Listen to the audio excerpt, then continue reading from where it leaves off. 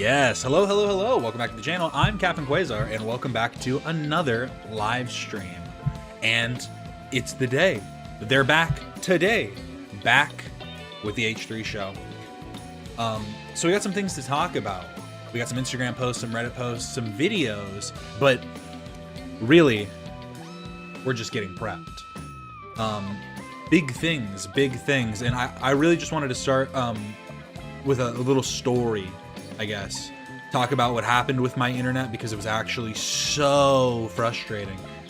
I feel like the music's probably too loud right now, but it's at 1, so I don't know what to do. I guess I can do this. There, that's better. But basically what happened was the internet was working perfectly on Thursday. Thursday night, I'm cooking dinner. I'm making steaks to celebrate. I finish. Perfect. Just in time, the steaks finish. Boom, power goes out. Actually, the most frustrating night of my life. Luckily, we were able to get everything started, but the downstairs, like, just grid or whatever, I don't know, the circuit just for the outlets and the switches for downstairs just stopped working completely. So we had to get an electrician to come fix it.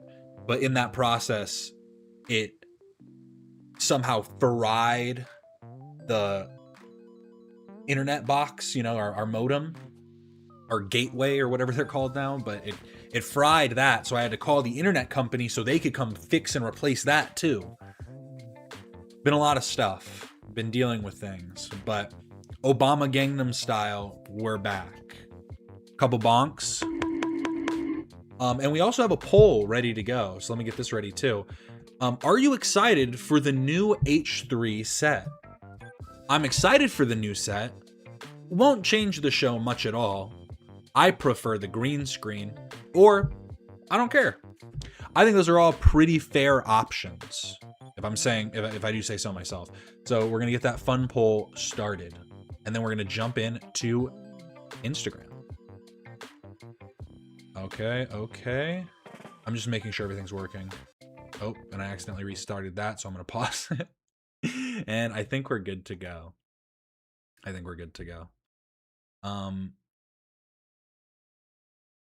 There. Oh, and then I was gonna turn the volume back up. There we go. Now we're good to go.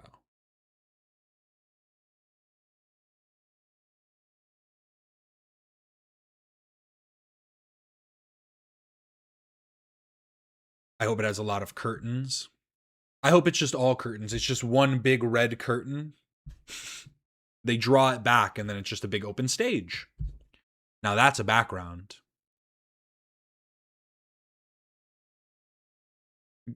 Tell your landlord to get a whole home surge protector.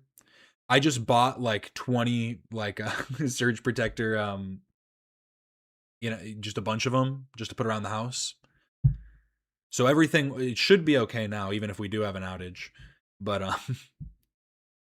honestly, the biggest thing is shout out Cox. I said it once, I'll say it again. I love Cox. But Cox Internet, Verizon Internet sucks. They're actually the worst in the world. They told me they were going to send a technician. They said they scheduled a technician to come to my house.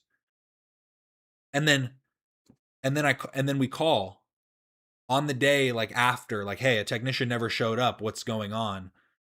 We don't send technicians. Oh, awesome. Cox Internet, dude came, was nice, did the test, did the troubleshooting, was like, it's not working, gave me a new one. We were good to go. So I'm just saying. Love always wins. What was Fousey's thing called? Fousey Love Festival. What was it called? Hate dies, love arrives. Yes, remember that? That was the one where Fousey wanted Drake to come.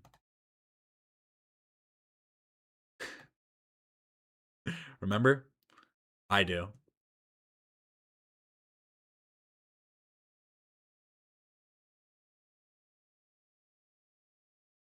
But check out this front flip. You know, I've been wanting to get into acrobatics. You know, I've been doing some calisthenics. Want to really up my game, get into some parkour, go do some vigilante work. But I've always found it so interesting. It's like some people learn how to do flips or learn how to do certain tricks without any technique. So this guy's just throwing a gainer. But he's going off of something, but it's better than I could do. I don't think there's any music. Let me see. There is. Pretty good. Pretty good. He like doesn't even bend his legs to jump. He's doing it as if this is a springboard. Highly impressive. And really, this was just a buffer post before we get into the real stuff. Here is some training, I guess. You almost got it. Almost there. Let it go. Just balance it on there. You're okay. Are you okay? He's not okay.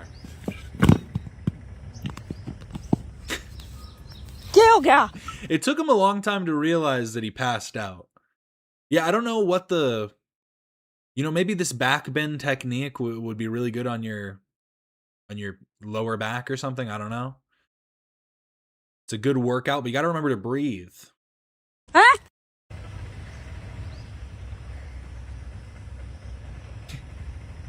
I think the issue wasn't him, it was the placement. It's like it's too close. You need to push these forward a bit, take like a half step forward, and then your technique's flawless. You could just keep going.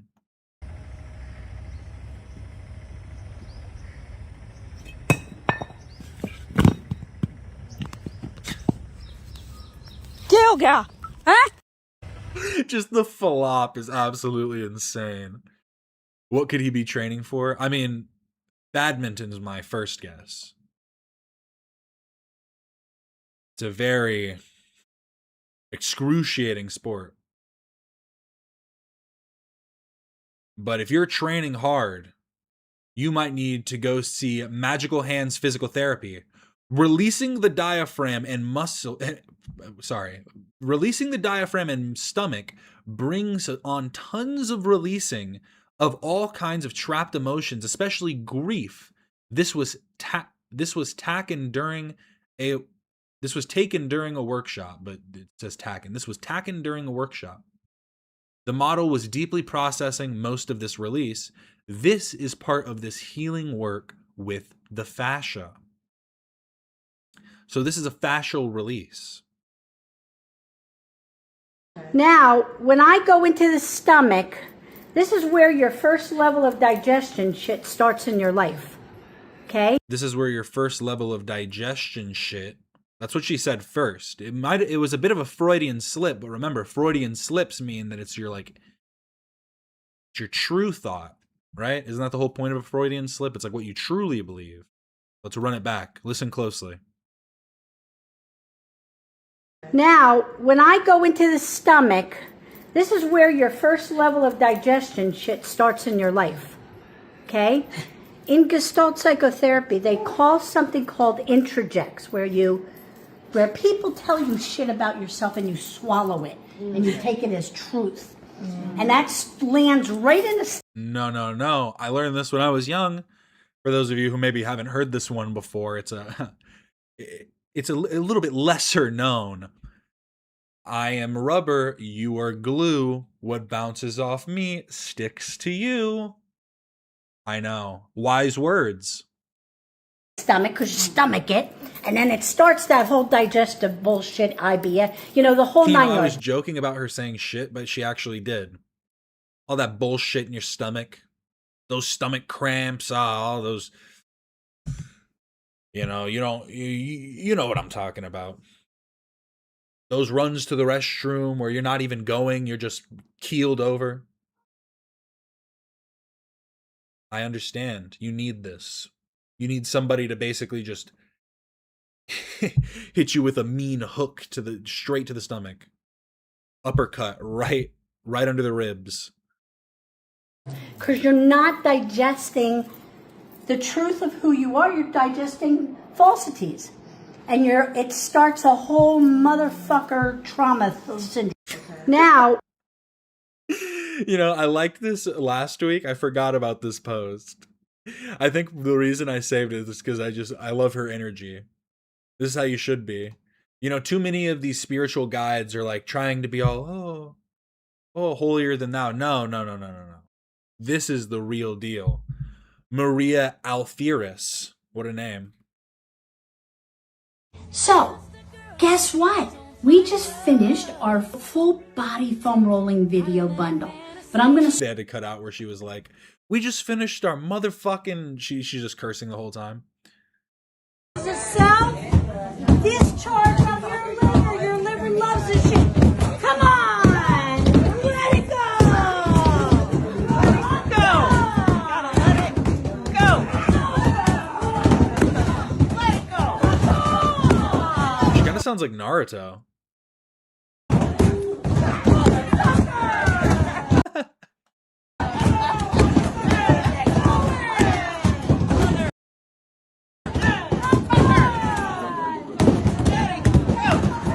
Do you think they're paying to do this? Like, you know, it's community, that's nice, but how much do you think they're paying to be here to smack a pillow against a bed? Is it self?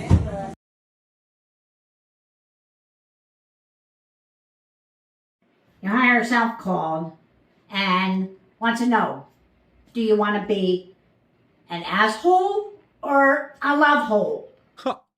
What's the difference? That's a little joke for you. What's the choice, bitch?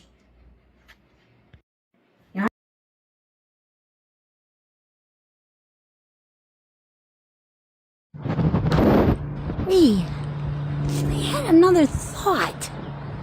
You know what? I'm so fucking rooted in my divine plan for life that even disappointment to me that happens, or rejection, I know is God's protection.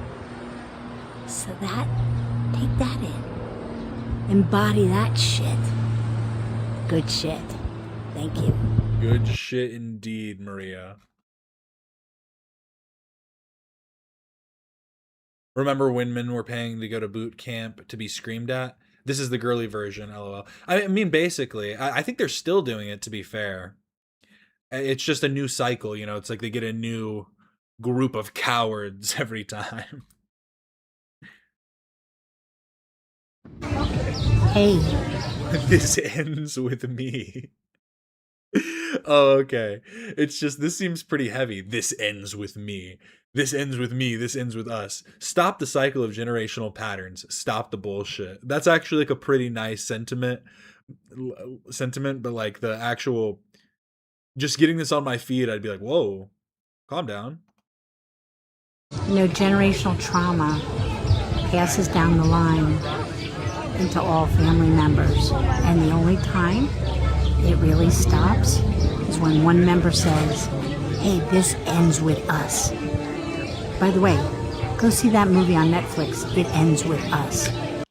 Was it sponsored? I wonder. Okay, oh, this was crazy. So this is Structures Health. Some people want absolute silence after the adjustment. Hashtag ringdinger, hashtag chiropractor, hashtag reels. This dude is going to kill somebody.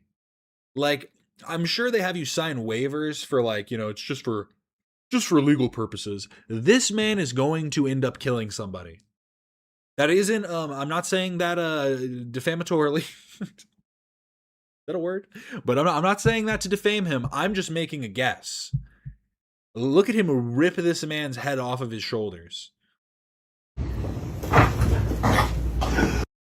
It's the way his arms went up. Like, I'm surprised. Did he go unconscious for a second?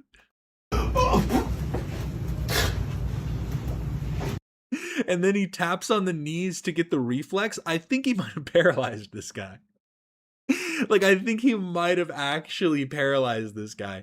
He hits him in the knees, and look, his legs don't reflex at all. They don't move. Okay, they move. Maybe that one moved a little bit. Absolutely insane. And I've seen them do this before, and they usually use like this band that like sits on your head and kind of pulls directly from the head. I don't know why that doesn't seem as bad as just a guy wrapping a towel around your neck and then just yanking it as hard as he can.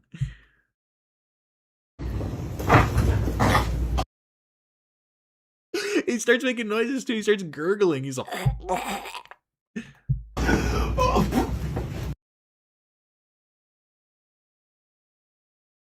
I don't mean to laugh at this man's pain, but I'm just like, my God.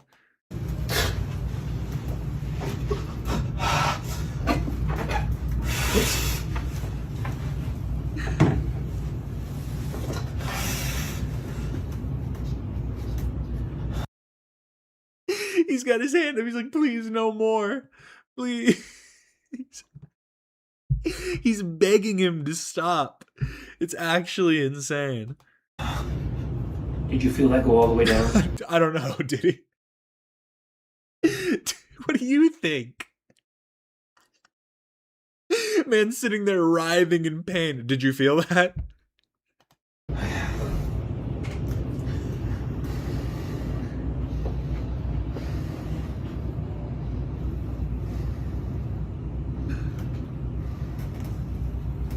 I'm gonna check your neck. I'm gonna check your neck. He does another adjustment.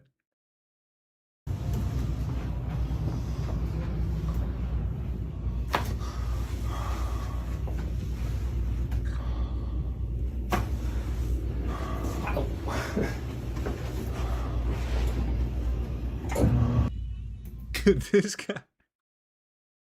Oh yeah, there was a second guy in this video that he kills. This video is a 2-for-1 special, I forgot. These chiropractor vids are so disturbing. It's just like, I don't understand how somebody watches this video and goes, I need to go have this done. Like, I watch like videos of like massage therapy or cupping, you know, when they do like different techniques and stuff, and I'm like, okay, I want that because like my back hurts. I'm trying to do more like body weight back exercises to try and loosen the fascia myself. But I've never seen one of these videos that has like made like I crack my back and do like enough of like my elbows and shoulders enough, but like this is next level. Like I don't know. No! I'm glad I stopped seeing my chiropractor before H3 started showing it. I mean, here's the thing, it does sound relieving, right? Like I'm sure that guy felt that all the way down his back. But from watching these videos, it's like, and also you know that it's not like it's a temporary fix. You know, it's a pseudoscience at the end of the day, but it's just like it releases a little bit of tension. But if you're not like doing stretching and exercise regularly, you're just going to form that tension back. And the tension that is released is usually like only for a short period, as opposed to doing like, I don't even like, honestly, just going to some kind of like, if it's that bad, go to a physical therapist. And if they recommend a chiropractor, go to a different physical therapist. Fuck. Yeah. Oh. His legs still work good. He's stuck though. Yeah, your breath, you probably lost. My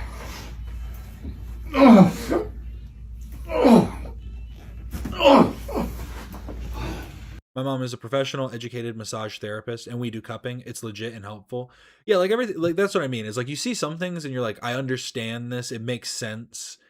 But then you just watch somebody like, because like, here's the thing: is like that makes sense because it's dealing with, general things. Like it's dealing with muscle in a general way. Everybody's like skeletal structure is slightly different, and like their muscles, like just their placement for everything is slightly different. So doing these techniques of like cracking.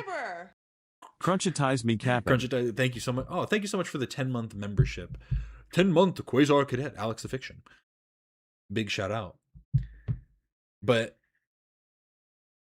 as somebody that cracks their back regularly, I know you're not supposed to.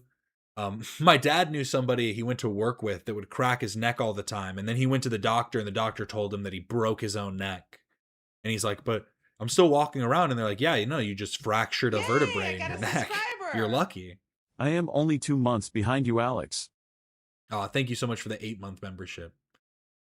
Should I say Spooky On or Evie? Which do you prefer?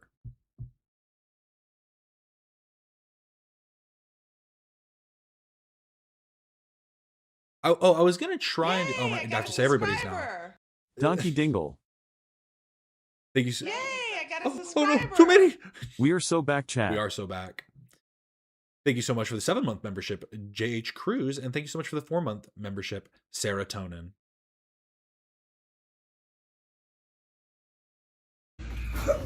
This guy, he goes straight into the neck crack too. Sorry, we need to end this video. Hey, I got a subscriber. And thank you so much. Doodles. Bonker Doodles. Yes, indeedy. Thank you so much for the 7-month membership, Jules. So many. I appreciate all of you so much. My card expired, but it only put me back like 1 month. It happens. I need to go check my mail, actually, because my card expires next month. I'm hoping I should get it soon. Having moved, I'm like really afraid things are not going to get transferred over, but we set everything up, and they even did a mail transfer from my old place. So from my old apartment, they said that they'll transfer mail too. But if you never mind. I thought this one was also something to do with chiropractic, but it's not. Man shouldn't be able to see his own face. Fernando Pessoa. Man shouldn't be able to see his own face. I think this might just literally be. Yeah, I think this is just the quote from this video, but here, take a listen. Man shouldn't be able to see his own face. There's nothing more sinister. Nature gave him the gift of not being able to see it and of not being able to stare into his own eyes. Only in the waters of rivers and ponds could he look at his face, and the very posture he had to assume was symbolic. He had to bend over, stoop down to commit the ignominy of beholding himself. The inventor of the mirror poisoned the human heart. Just had to hit you guys with a little something deep real quick. I got to hit that with a repost as well.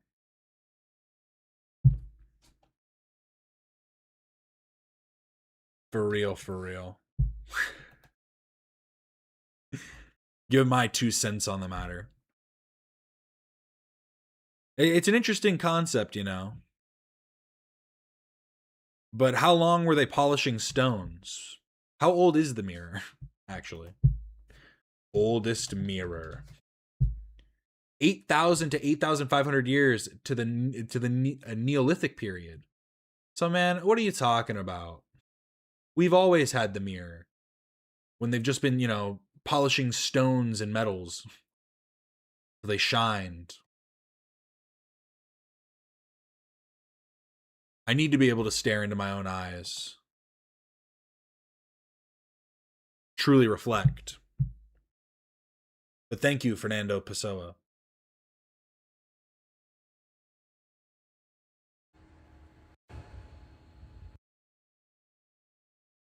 But maybe this is why man shouldn't be able to look into his own eyes. For he will see what lies beneath. We started with the mirror, and now we're up to Gooning Palace. Gooning Palace is getting organized. I hope this is an AI video. I hope this is just somehow a really, really, really good AI video. I'm concerned. Alrighty, folks. So this is another update on the house.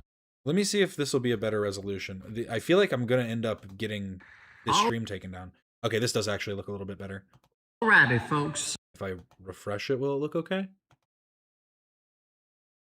Oh no, it immediately lost its... Oh no! I've clicked too many things.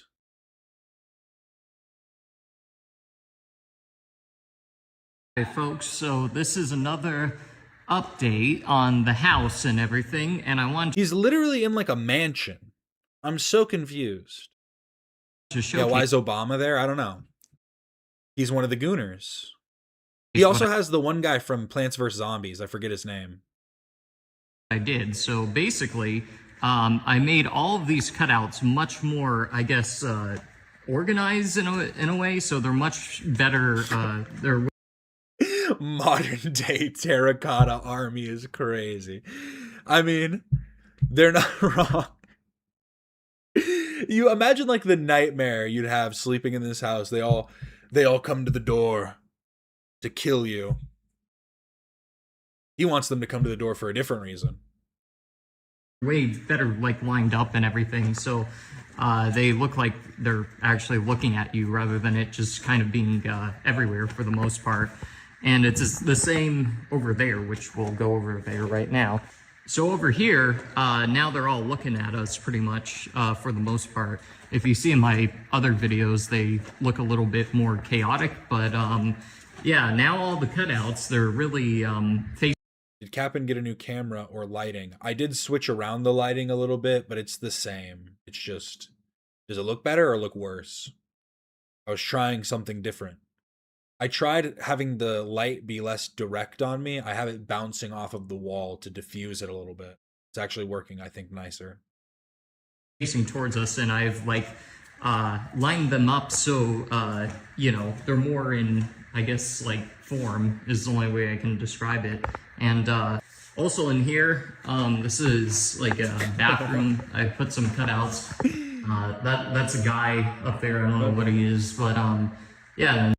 And there's me with Hanging out with JFK.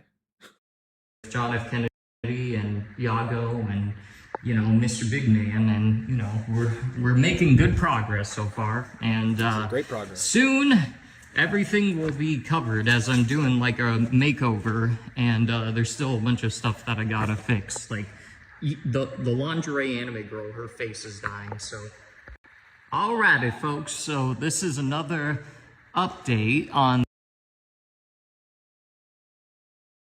howdy everyone. So Today it is real. You know, I hadn't checked the account because I'm afraid there's just going to be nudity on here because most of these are like, you know, it's like all hentai basically. I just think my favorite part is the, what's his name from Plants vs. Zombies? Plants. Crazy Dave. Yeah, Crazy Dave from Plants vs. Zombies. Christopher David. Christopher David Blazing the Third. Crazy Dave for short.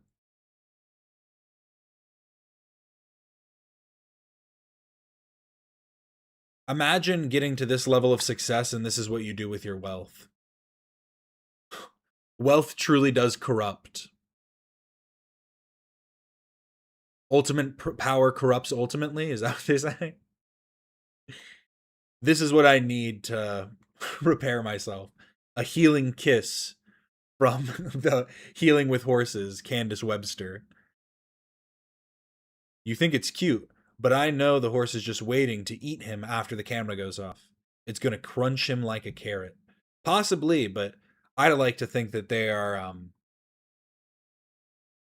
they're truly caring for each other. This is what cowboys used to do back in the day when they would sleep. Their horse would come and they'd rest together, faces on one another.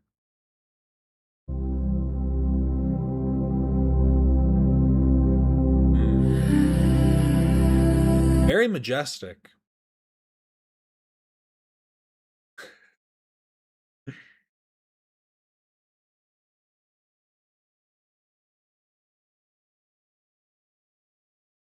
Is the treatment for the horse or the other way around?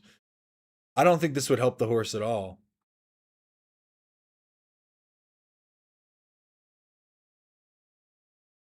If you don't mind answering, what does it mean when the horse puts his mouth to your mouth? Thank you. I'm no professional, but I think it means the horse wanted to give you a kiss. Ooh.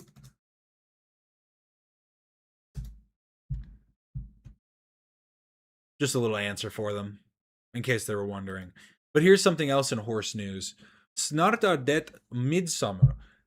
Kaffetuppen öppet imorgon, I don't know how to say this, sondag, till 13 to 17. Välkomna. I said that probably terribly, but we got through it. Soon it will be midsummer. The coffee shop is open tomorrow, Sunday at 13 to 17. Welcome. Here's a little bit of horse for us.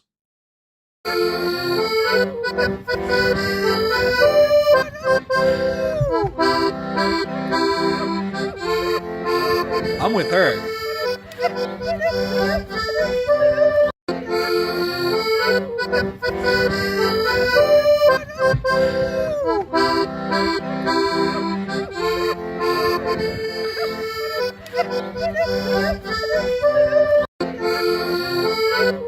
Vosh subbing right now. He feels a disturbance in the air whenever anyone pulls up more than one horse on stream. That's why I couldn't have more than one on screen at a time. I gotta do them one by one. Don't say do them one by one. Vosh appears. He walks in. No, please.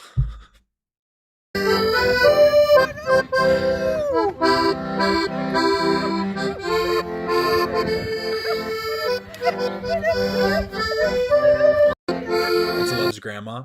Probably. That's me in 50 years. This is me in like the next 5 years, I hope. That's how I'm trying to be. Let me get my child accordion.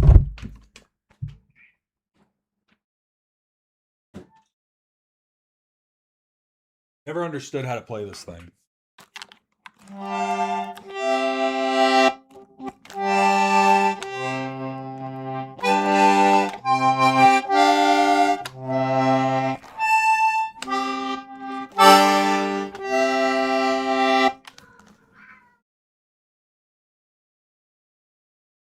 Just a taste.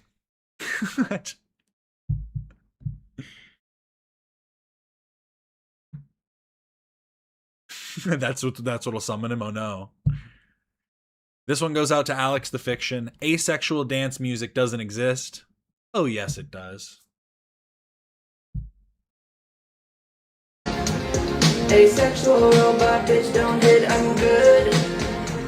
Yeah, I'm fucking up their own damn trade, don't fuck with that wood. Naked, look at my hood, pick a ride round to the bud. If you're catching my drift, then catching that thing. Asexual robot bitch, don't hit, I'm good. Yeah, I'm fucking up their own damn trade, don't fuck with that wood.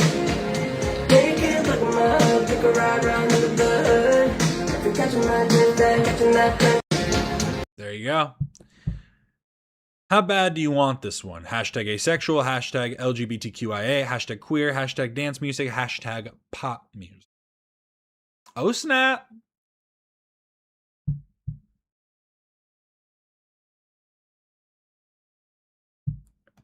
And we are moving into the music now. I'm going to move off of it. We can't watch it too many times. It's going to, again, I'm worried. Showing too much skin here. Maybe this guy's showing too much skin too. Gonna get the stream banned. But I had to show some asexual music, some asexual support. An asexual ally. You don't fuck as much as you want. This kind of sickness ain't curable. This is from Mac 11. I just killed this beat. If this gets to the stream, a copyright claim, I don't care. This is real music. Yeah, the lyrical murderer, prefer to be called Mac Levin. Picture me hurting your return to be all whack, ending your existence on the mind. Purely wicked, golly tight. Cure me sickness, gone in light. Merely seconds, mine and night. Warrior, storming homes in euphoria. Sick Oria, forming clones in the Moria. Ignoring ya, bullshit patterns is boring, bruh. Engorged with the. Yeah, the lyrical murderer, prefer to be called Mac Levin. Picture me hurting your. He basically did the actual. Hey yo, who would have thought? Does anyone remember this? White boy will bring hip hop back.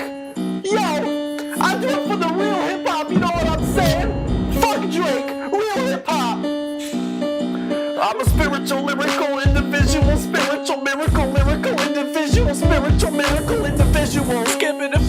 ripping and skipping and flipping and dipping and illest, the killest, the skill of the willest. I'm the realest of the realest. I'm bringing real hip hop back, don't you ever forget it. Fuck Lil Wayne, and the government's corrupt. Fuck the government, cause I don't give a fuck. This is that Joji music, that early Joji.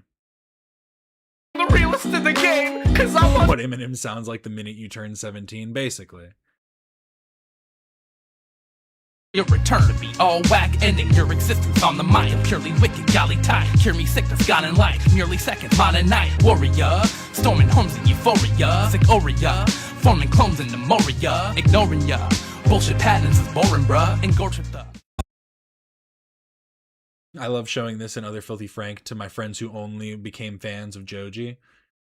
It's it's a bit of a shock to the senses. But to be fair, I feel like anybody that is like a true fan of Joji knows about like his stage presence and how like crazy and wacky he can be. Cuz like the energy never died, you know, he just put his energy elsewhere.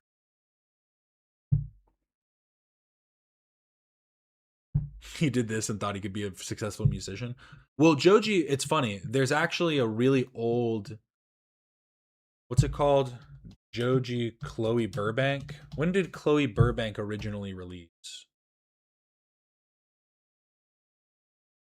This is that old school. See, this is a re-upload. When did this originally get? This is saying 2019. It got released well before that.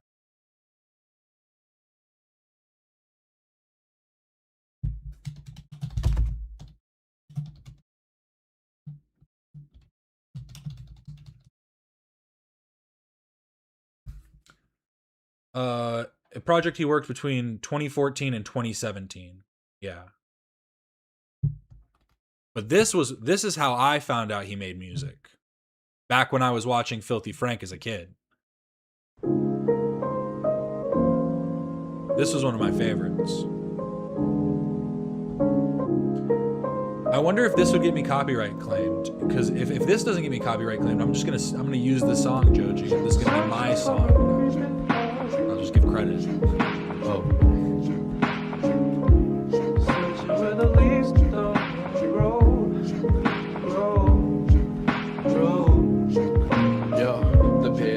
Gave a rather rinse and lather feeling as opposed to shitty attitudes that made me bitter after laughter. I dearly regretted it.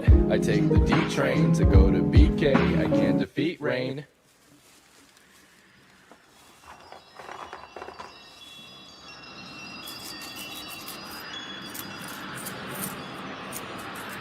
And as far as we go, and as far as we go, and how little we know, and how little we know, searching for the meaning love, searching for the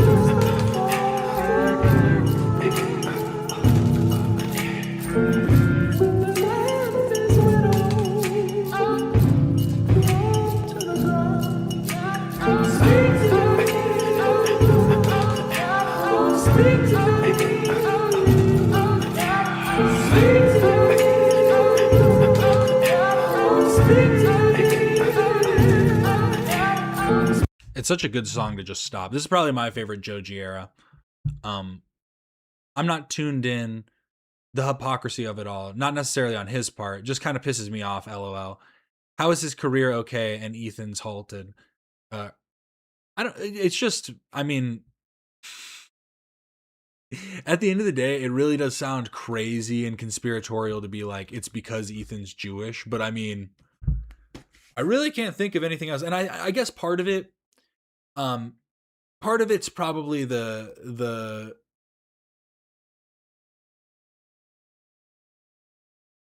like it's twofold, you know. It's like there will always be a group, you know, these snarkers for some reason.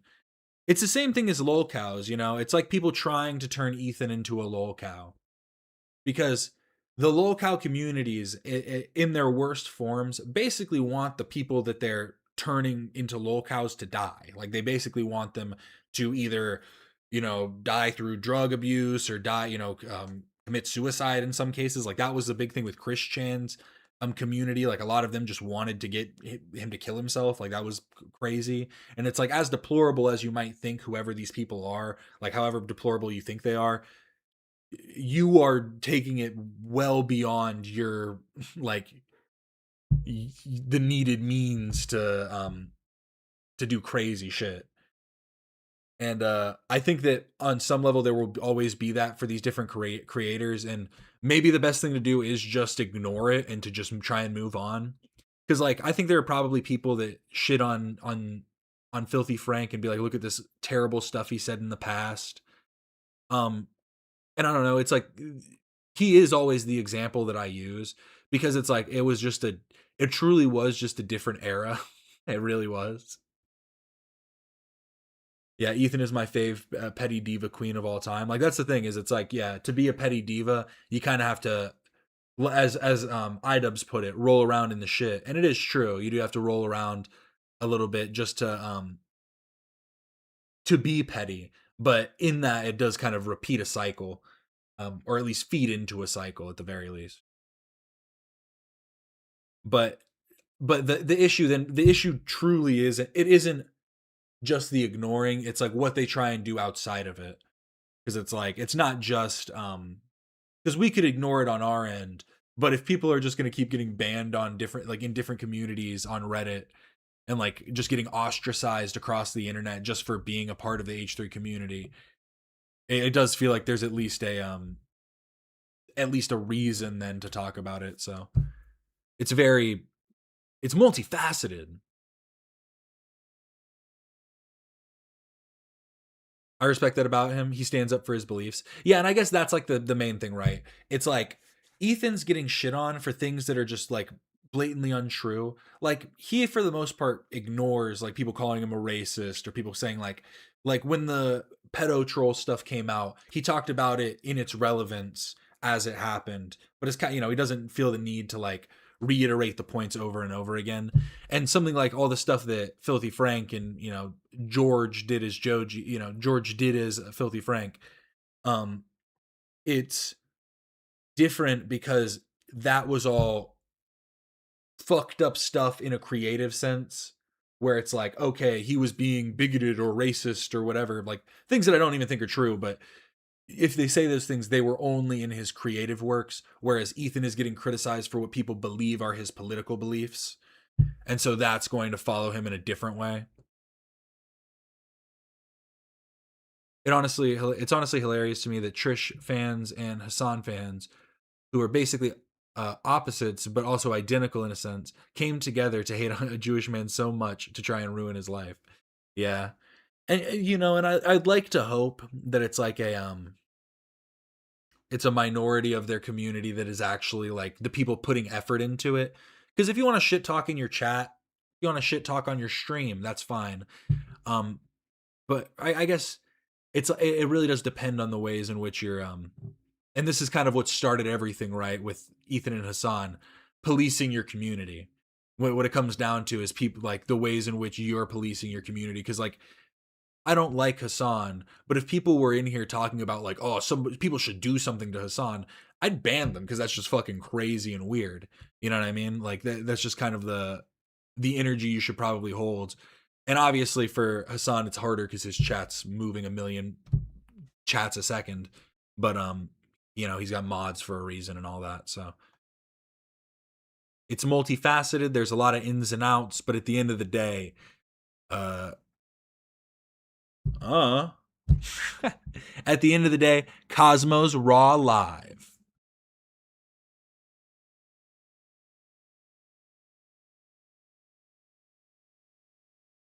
Yeah, the cheddar cheese stuff was so cruel. No, exactly.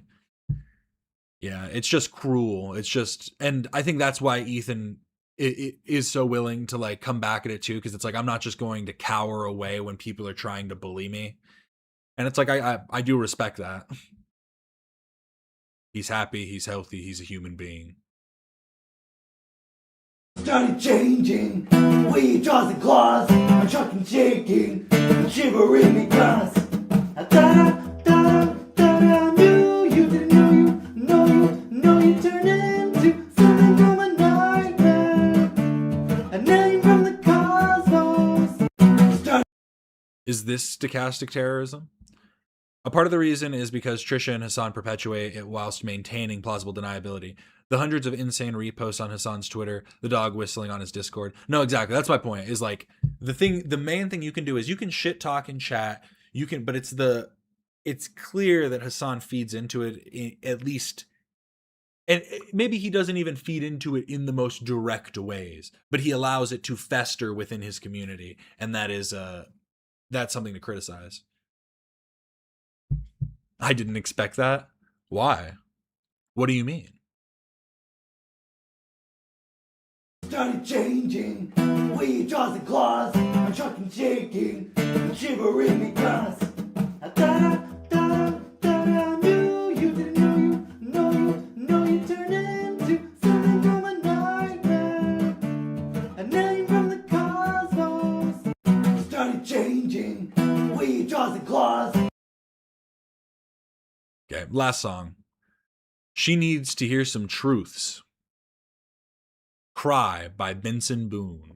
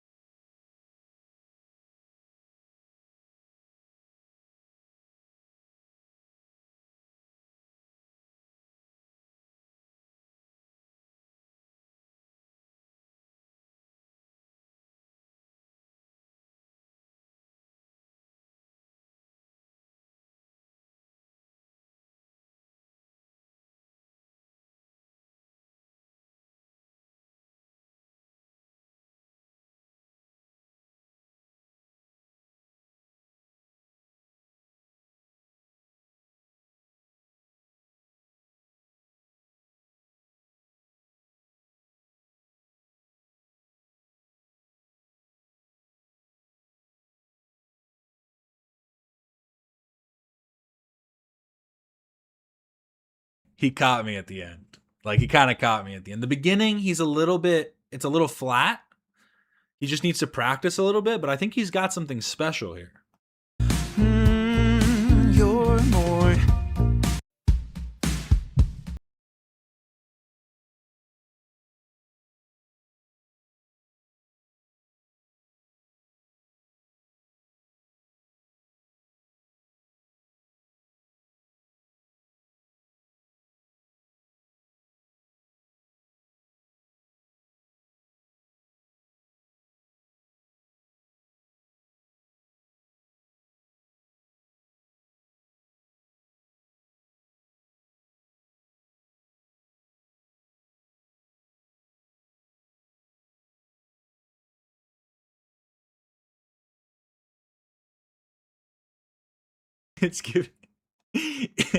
It's giving Grease, the original 1978 version.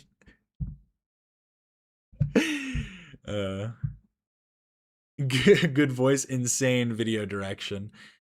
I mean, she needed to hear some truths. I'm wondering, is this his actual girlfriend or is this somebody that he got for the music video? And if it's just like an actress he got for the music video, why didn't he at her? It's kind of rude. But that's it for the Instagrams. Now we're going to move on to Reddit. Got some news. Got some news. Which one is it? Oh, fuck. I always forget. This one? That one. That one's the news. Reddit news. I'm a dummy and I don't have these labeled correctly. But shout out. We're back. We're back again. Asmongold goes over the leaked Discord conversation screenshot. I don't really care about this all that much. I just thought I need maybe somebody to explain to me what he's saying here. It just makes absolutely no sense to me. I'm not upset about this at all. This was all shared and all this was happening when we were all friends and it was totally okay. So he should explain why he has the context to this screenshot. And I think that will be very revealing. I thought that was funny too. He's like, yeah, why don't you ask him why he had this screenshot of me being racist? And honestly, I don't even think this screenshot's that crazy. What it is it's him trying to get around like auto censoring from like bots on different websites by spelling the N-word with like a bunch of other characters. And I think he's doing it in reference to somebody else doing the same thing. And so he's like showing to the farthest extent what it could be. Like, I don't necessarily care that much about this, but then what he says afterwards, I just think it doesn't make any sense. I don't get it. And anyway, at a certain point, he wasn't, so this is it. At a certain point, he wasn't even using the word anymore. And then I say, everyone says it. Everyone knows I said it. Don't worry. This is a response to screenshotted. And then she says, Omega lol. So this is like her, I guess, laughing at, I guess, maybe the thing about. So this is the funny thing about it is that I was talking about a completely different person. This has nothing to do with me at all. Everyone knows I said it. I even have videos of me saying it. Yeah. So basically, this is something really stupid. The ironic thing is that I do basically almost never say the N-word. So first off, great hedge, hedging your bet real quick. I almost basically never, like sometimes like almost never, but don't really say it often. Like that's basically what he just did. And I don't say it for the stupidest reason. Well, it's not that I don't want to, like what? I have verbal dyslexia. He's talking about Hades, an infamous live streamer from back in the day. That name sounds familiar, but I don't recognize it in this context. I don't want to accidentally say the N-word. So I actually don't say it. Yeah, he said he has verbal dyslexia, and so he doesn't say it because he doesn't want to accidentally say it. I'm confused as to what he means by this. And I don't say it for the stupidest reason. I have verbal dyslexia. I don't want to accidentally say the N-word. So I actually don't say it. I don't say it because I have verbal dyslexia and I don't want to say it, so I don't. Verbal dyslexia as opposed to imaginary dyslexia. Yeah, that part also. Because I think what he means is like, yeah, like just in his speech. The only way I can like try and make this make sense is he's saying when he's speaking, sometimes he like flubs his words and will like stammer and end up saying something else. So instead of saying a neighbor, instead of talking about his neighbors, he's going to have a verbal dyslexia moment and call them the N-word. Like that's basically what he's saying. That's at least the way I understand it. And I don't understand it at all. He means he does not say it off stream, so he does not accidentally say it on stream and get banned.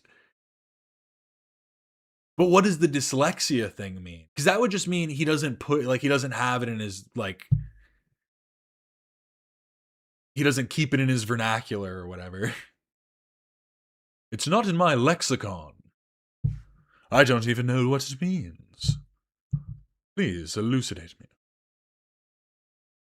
Verbal dyslexia. That guy who claims to have Tourette's and shouted the N-word on buses. Basically, yeah. Nexium arc? Why does he only have dyslexia for racial slurs? Yeah, I don't... Because if he explained it more, it makes sense, but I'm pretty sure that's where he leaves it. He 100% means he does not keep it in his lexicon. That's just I guess. That's the reason why. Yeah, you don't need to justify why you don't say the N-word. Well, he does because he needs to seem cool to all of his racist chatters. Well, I don't say it because like I don't want to get banned, dude. Like it's not like I'm not based like you guys. I almost never say it. It's just like I don't say it because like it's stupid. Like I don't want to fucking say it on stream and shit, you know? I want it to just come out. Really, like it's actually People that's with verbal dyslexia have difficulty learning how to understand and sound out words. That makes sense to me. Like actual verbal dyslexia would be the pronunciation of words based on what you're reading. Like you look at words and you're like, I could not figure out how this is pronounced in any way. C makes the k sound or the s sound. Why? I look at it and I'm just like, huh. I look at an S and I think S. Why though? Well, because they're round. Why is round S? It's like when people talk about colors and numbers and all of that. What's that called? There's like a name for that, I think. But it's our ability to do associations. simple. And so talking really creative shit at that, like that. Okay, so this is it. Yeah, it's more about how you say words out loud as you read them. Yeah, that's what I mean. Yeah, it's like trying to the pronunciation being like, what is this? Ooh. Ooh. It wasn't even the word anymore. I think I even have videos of me saying it. Really, Pokemon is racist for the clip. So the reason why Emeru was saying... From what I'm reading, this doesn't seem like this would accidentally, randomly make you say the N-word. Are you sure? Find a different article. Put a different prompt into Claude, please. Saying this, like I have super bad stuff online. Yeah, how many videos do I have of me saying the F word, homophobic? Your example of neighbor makes more sense, but that's not what he means. Yeah, I really just don't get it. F word from like, yeah, I think what you're saying does. I think what did Kabir say it? Yeah, that. Yeah, he's signaling to more of his audience too. Yeah, that he does say it. I do say it, I swear. But yeah, the fact that it's not in his lexicon, that's probably what he's trying to say. I don't keep it in my lexicon. 15 years ago, right? So like, I mean, what my point was that, so we... Sorry guys, I might have accidentally say the N-word. I have a cold today. It's not my fault. Oh, this was big news. This just in. Lindsey Graham reincarnates as Ben Shapiro's baby. U.S. Senator Lindsey Graham has died. From Newswire at 11:39 a.m. on July 12th, 2026. Ben Shapiro posted on July 12th, 2026 at 9:11 p.m. with immeasurable thanks to God. We're proud to announce the addition of baby number 5 to the Shapiro family this morning. Oh, and it happened in the morning too. That's a close window. That's a close window there. We don't know for sure. That's the real question, is how quick is a reincarnation? Is it immediate? Do you basically pass and then you wake up, like you go to sleep and then wake up as like a baby being born? Or is there like a transitional period? That's the real question. How long are you in that stasis? Yeah, 5 kids is kind of crazy too. 5 kids is a little much, Shapiro. Benny boy. Your kids are going to be in the walls. When you have that many, you know they're getting up to no good. 5 too many babies of Ben's genes. No. This is great though, because with 5, you know that means statistically there's going to be at least a few of them who are like counter to their, they're abject to their parents' sensibilities. It's just a numbers game.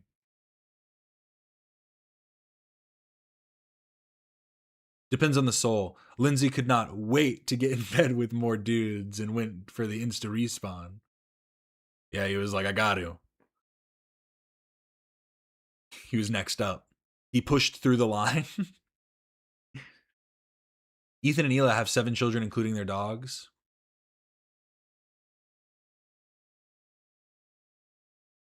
What wonderful news this was to wake up to.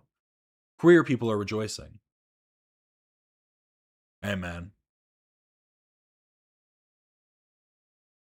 R.I.P., but fit the P for whatever you want. Peace, piss. It's all pronunciation at the end of the day.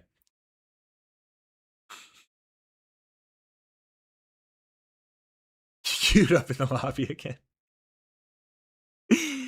Yeah, it was a quick one. He was like, oh, these load times are great.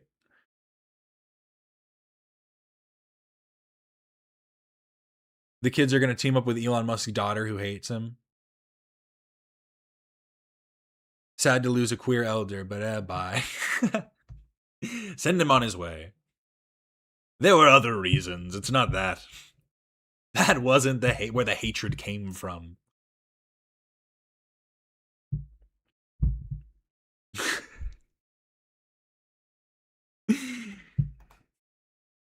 In memory.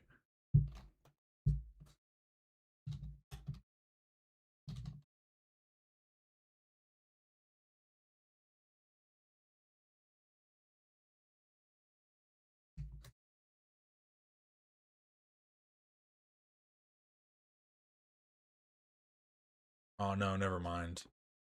I was gonna try and find a clip, but I can't now. Taking too long, so instead we'll pull up this crazy clip of Harley. Because I'm expecting them, and this is the lowest of keys. Low key. I feel like they're gonna start late today. I want to say they're gonna start on time. Because, like, look it. Dan even said it for 11 a.m. They said it for the right time today. But knowing them, Ethan's just going to be like, no, I'm not ready. He's like filing his nails while sitting at the new set. He's like, oh, it's not ready yet. 1 second. I need my hands to look bigger. I need to shrink my nails down.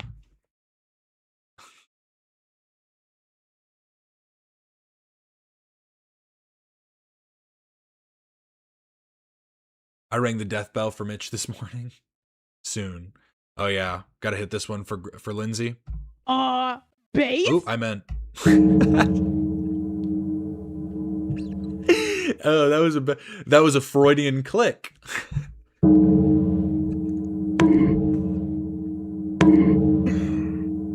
God.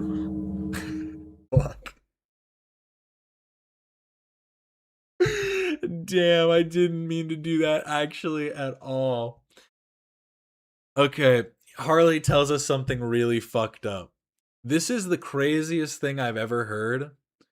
This is worse than any wiping segment that's ever been done. This completely throws the front wipe, back wipe out of the window. None of that matters anymore because people are in the bathroom doing stuff like this. Harley tells us something really fucked up. But So then you it smoked blocked weed it out. and you noticed it. Bro, I'll tell you something really That's fucked up about crazy. smoking weed, and I don't even like sharing this story, and I don't even want the fucking PKA fan base to know about this. But this is Well, actually go true, ahead. and you know what? I'm 36 years old. My ego is just non-existent anymore. So I thought bottom left was teenage JonTron. This is how Def Noodles thinks he looks. shared this story, and I know someone out there probably has it too, and they'll never admit it because I don't even want to share it right now. Also, one of the first times I got high, I took a shit, wiped my ass, and instinctually the shit covered toilet paper went up to my face, and I stopped it like, what am I doing? And I realized at that moment I always smelt my shit after the first wipe my entire life and never thought two ways around it. I'm sorry, I want to show Harley. Let me close chat for just a second. I want you to see his like an animal seeing if I was okay. I would wipe my ass and be like, okay, and that's it. So I'm 17 and I'm high now. I wipe my ass and I'm like, what I'm weird. am I doing? My reaction to this was exactly Windigoon's reaction. There's no other reaction you can have to this than just being like, what the fuck did you just say? Like, what the actual hell are you talking about? You would smell the shit? Dude, you could just not ever say this ever in your entire life. I thought he was going to say he was so high that just made sense to him. But he's saying that was something he just did throughout his entire life and then got so high that he realized that was weird. I was going to smell that. And then I was like, wait, He smelled his poop wipes. Now, I'm not going to lie. There, once in a blue moon, if you're feeling there might be an issue, you might take a look. You might take a little little look around just to make sure that everything's okay. But to pull it up and be like, even to look at it like this is like, that's crazy. But he's like, what is that? What is that aroma? Like, bro, actually like a dog. Like it. Gotta smell it for issues. Smell it. And I'm having all these memories of me like, all of a sudden it's fucking weird.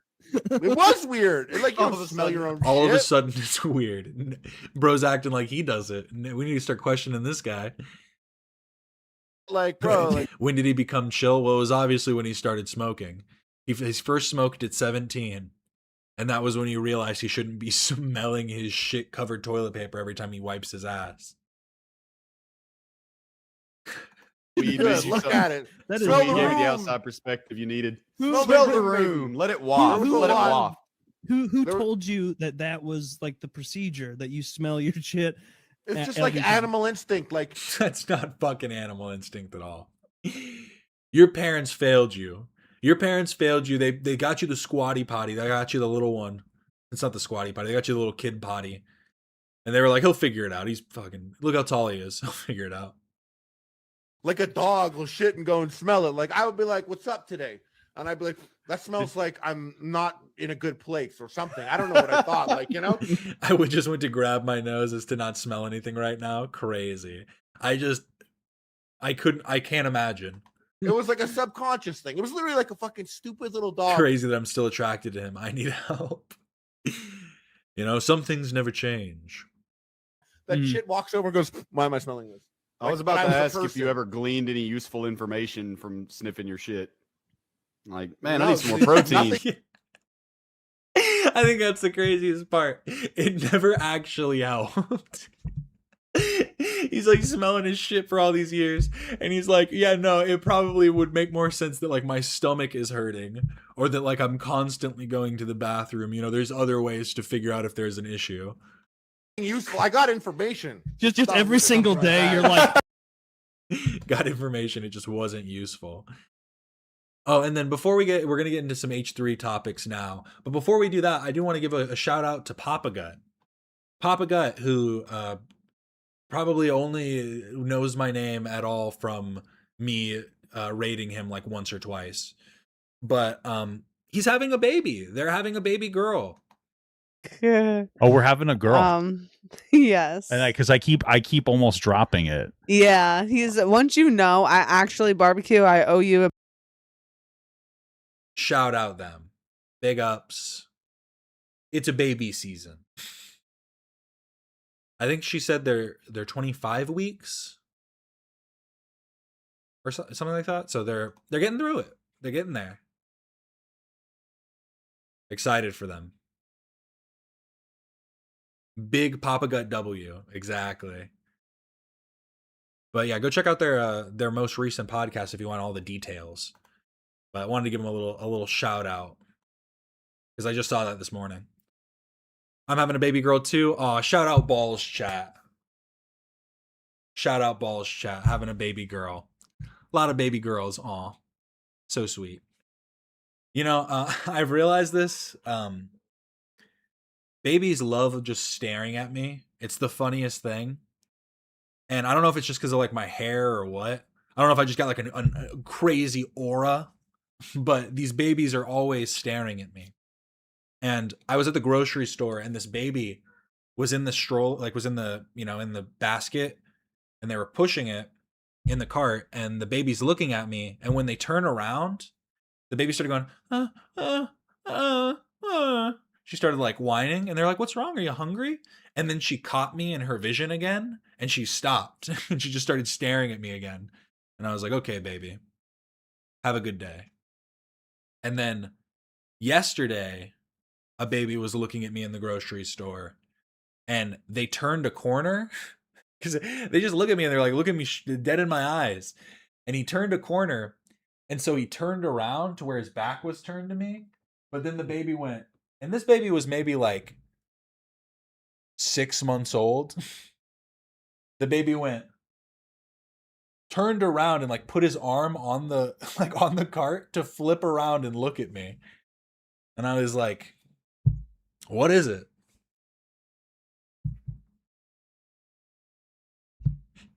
It's because I'm purple. That's what it is. Fuck. I never thought about that. It must be strange to them seeing that in public. It's a good point. You know, that's why they were saying men shouldn't have mirrors. Man should not have mirrors. Not just men, but men in the collective sense, in the we. The proverbial, the royal we. The royal men.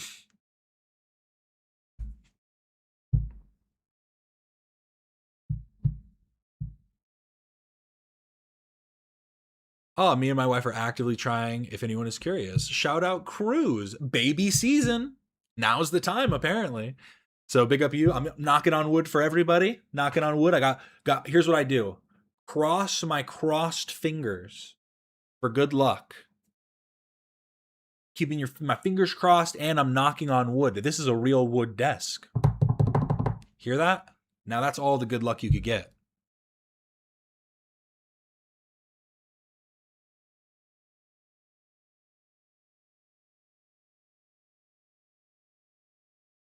But now we need to talk about this. The set. The new set. It looks like they have a little homage to Oliver Tree over here. A little, why can't I think of the word right now? Memorial. A little memorial piece over here. New set tomorrow. We're finally back. Good lighting. And it looks like maybe they had Tamara do a mural. They had somebody do a big painting or a mural, it seems, which is nice. And maybe they can switch this out. Maybe it's a big painting that they're going to switch out regularly. That could be nice too. His hands even look bigger. Wow. They don't really. Do my hands look small? Like, look at the comparison. Here's my hand next to my head. Look at how big my hand looks next to my head. So here, let me scale down real quick. Here we are. My head is now the same size as Ethan's head. Are my hands bigger than Ethan's or smaller? Still got some dainty hands there, fella.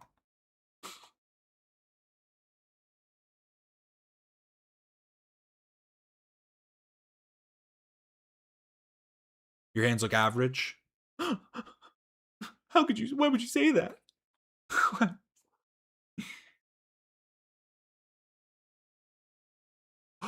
There's a post on Facebook of Dan and they show it being built. Now I have to log into Facebook.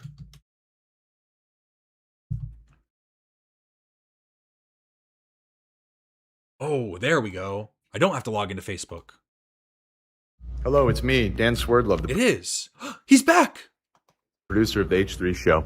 Nice to see you. Thanks for coming by. I'm here at the studio, and we're beginning to tear down the old setup. By beginning, I mean we've been at it for a couple hours. I've brought in the crew on a weekend on vacation to help me. I put out the call, and it was responded to by one man. One man alone, the king of the castle. Hello. It's Nate.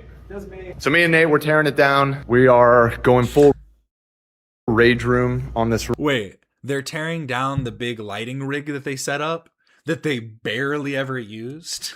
Because, like, they set up the rig and it worked pretty nice just to get even lighting, but they had, like, this whole setup with, like, lights that came in and, like, you know, that moved on tracks and stuff like that. They barely ever used those. Room, and in a few days some gentlemen are going to come in and take apart my precious grid. Yes, all of this wonderful steel, hardened steel, and we're going to take it to the new studio and set it up over the course of next week before we assemble the new set. Oh, so they're actually in a whole new studio too. I thought that they were just like creating a new set.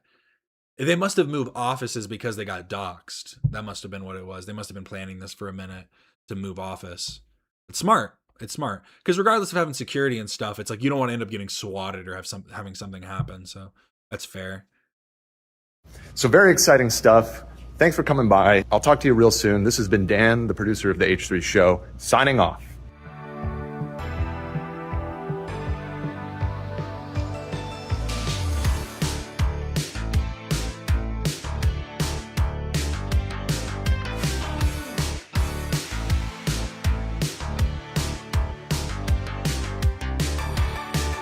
Yeah, or their lease ran out and it made sense to move. True.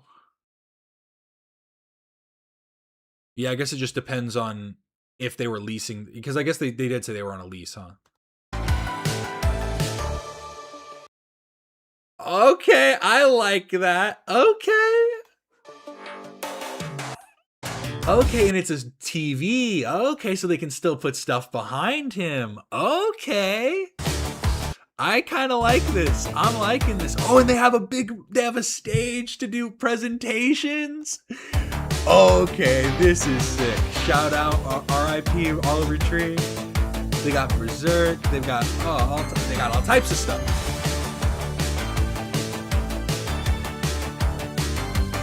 I'm sorry. How can I? Facebook sucks. Why can I not replay it?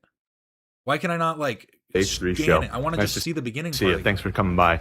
I'm here at the studio, and we're beginning to tear down the old setup. By beginning, I mean we've been at it for a couple hours. I've brought It's like 3 sets. Well, that's what I was hoping for, because in theory, right? It's like they need Ethan, they need a guest, they maybe need like a third one to have like for Hila, but maybe Hila can fit at that table, so maybe they can have both of them sit there. But they need that guest seating, and then I love that they have a little stage for presentation. That's nice. I like that. I'm wondering how they're planning on utilizing that, because they've never really had like, yeah, it's like the cameras haven't necessarily been set up in that way. Like to be able to do presentations properly and doing it on the green screen's kind of difficult, but doing it with TVs, it's like they can, displays. They're not TVs, but they're display screens, and they'll be they'll be able to do stuff better. That's actually like.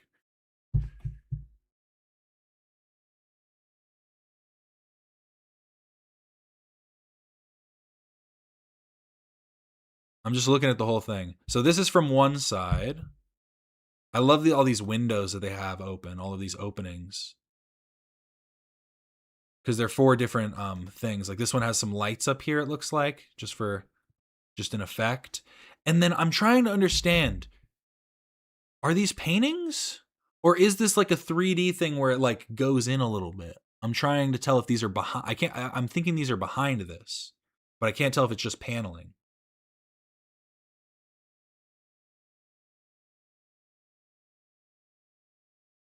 I'm happy. This makes me think they will try to grow the pod in the next few years.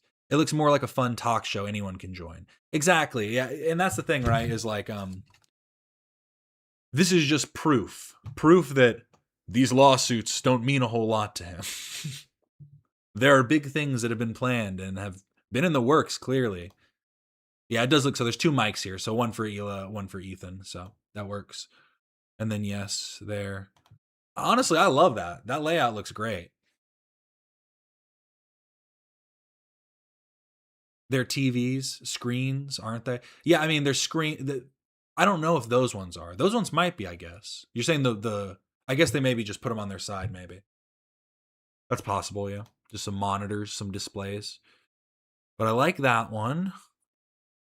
I like all this. This all looks amazing. Great stuff.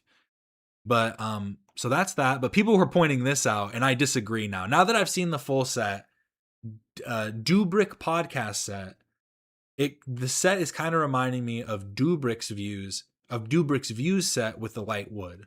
I disagree. Just because it uses wood does not mean that it looks like this. This looks like any basic set that you could go rent out. That they just have the benefit of having their like name on stuff. Like it has no like real decoration. Like they're all very generic. I like that H3 is actually doing like H3 related, and just also their personal interests, like having the Berserk book there and everything, like having all that. But yeah, I saw this. I thought it was kind of funny. But after seeing that video, throw that in the can. Throw that in the can. It's like trying to catch a nipple through Scrambling TV in the 90s. Tune in Monday. It's today. It's today. But now we're going to move on to Kaceytron real quick. And then, or I guess maybe I'll save the Kaceytron stuff for a second. Let's watch the Ethan Klein, Noah Samson stuff. And then we'll end off with Kaceytron. Make it easy. That makes the most sense. So since we're talking H3 right now, but We talked about Denims last week on Thursday when I was able to stream. Sorry for anybody that missed it, but we talked about the Denims lawsuit. He's going to try and do an appeal. Like I've said, it doesn't necessarily, as a fan, I'm hoping the best for him. But at the end of the day, I think it's a win-win for me, and I've said that forever. I either get to do shittier reactions, or I get to gloat at all of the snarkers. So let's go. But this is a video from Luss. Ethan Klein versus Noah Samsen. Defamation lawsuit equals Noah Samsen 100% win. And Luss is doing a stream right now where he's talking about why he still supports Ethan at this point. And mine's still clear. I'm not here for the lawsuits. That's not my that's not my reason for enjoying the H3 show. I like the new set. I like all of the funny jokes and stuff that we do, the personal endeavors. There are supports that I have for Ethan. But it's a it's all, I can separate the artist from the art at times. I'm a Jax Films fan, and I've been wondering where he's at with Ethan. He doesn't talk negatively about him, but it does seem like he avoids it at all costs. Eric still seems to still be chill with Ethan. Didn't Jax Films talked about something recently, I feel like, related to Ethan. I feel like he brought him up just like in passing in a video. I think they're still, I feel like it's one of those things where I think iDubbbz and Ethan were probably closer internet friends than Jax Films and Ethan, where I feel like they were probably more friend, because like, this just feels creepy.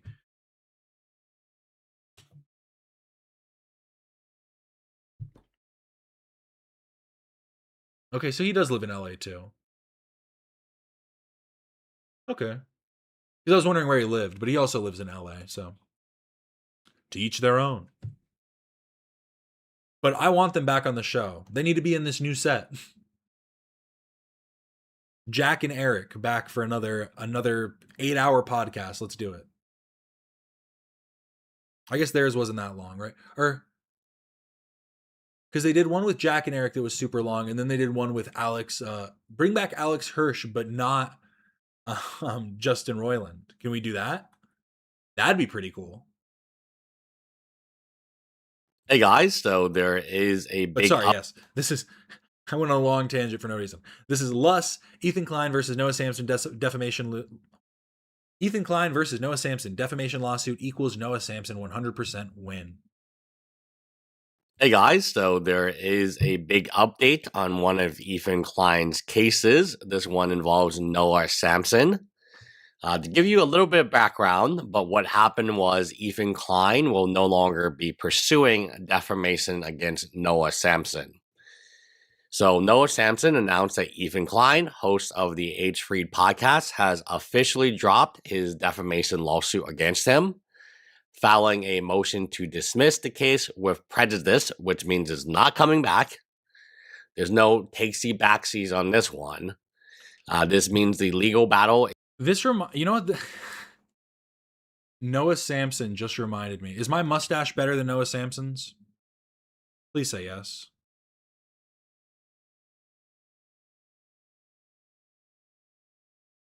His is more full in the center. I'll give him that. I got a more split one. But he reminded me of this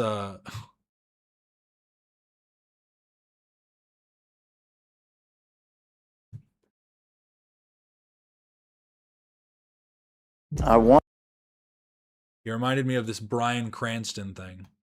Wanted a mustache that you look at it and you go, either grow it out or shave it. And so the way to do that, if any of you guys or women want to find out how to get an impotent mustache, is you thin it out so that you can see the skin underneath it, and never, ever let it grow past the creases of the mouth. But if you want that impotent mustache, you thin it out completely and then make sure you cut it off right there.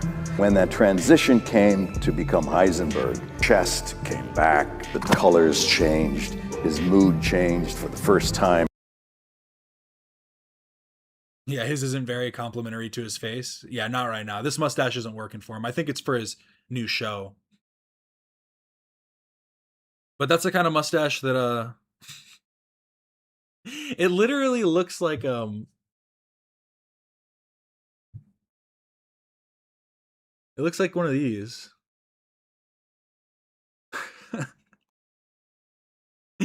It literally looks like this one. It literally looks like the top one.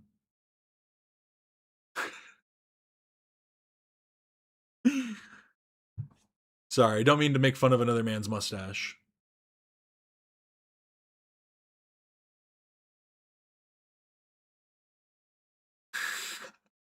Yours frames your smile lines. Noah's is a centimeter away from Shitler. It's getting there. Well, Noah doesn't have smile lines. He never shows any emotion. This dude's a robot. Is officially over, and Ethan cannot sue Noah for these specific claims ever again. Now, the video in dispute is from Noah's March 2023 video titled "The YouTubers Who Backed a Genocide," which was a direct response to a video of Ethan Klein criticizing streamer Hassan Piker. Noah's video analyzed how certain Western creators' coverage normalized Israel's actions in Gaza. Ethan immediately issued a cease and desist, demanding the video be taken down and requesting a public apology. While Noah kept the video up, Ethan waited nearly a full year. The angrier Noah gets at Ethan, the more he trims the side of his mustache. He's just gonna keep going in, getting closer and closer.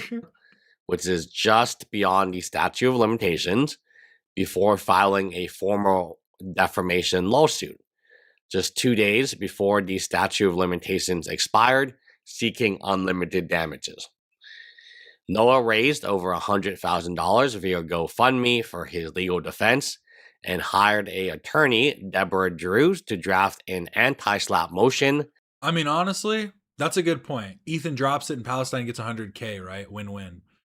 Did he end up raising that much? Oh, I went to this like it was Noah Samson's channel. A legal defense designed to throw out frivolous lawsuits that aim to censor public critics. Just days before Noah's team filed the motion, Ethan reached out to settle. However, Ethan's proposed settlement terms required a pre-approved public apology from Noah on YouTube and X, a statement claiming Ethan and his wife Illa support the Palestinian cause, and oh wait, never mind. No. He doesn't have to give anything. Actually, he doesn't need to give anything to Palestine. Let me make sure. Let me read this to you. So let me read this so you understand.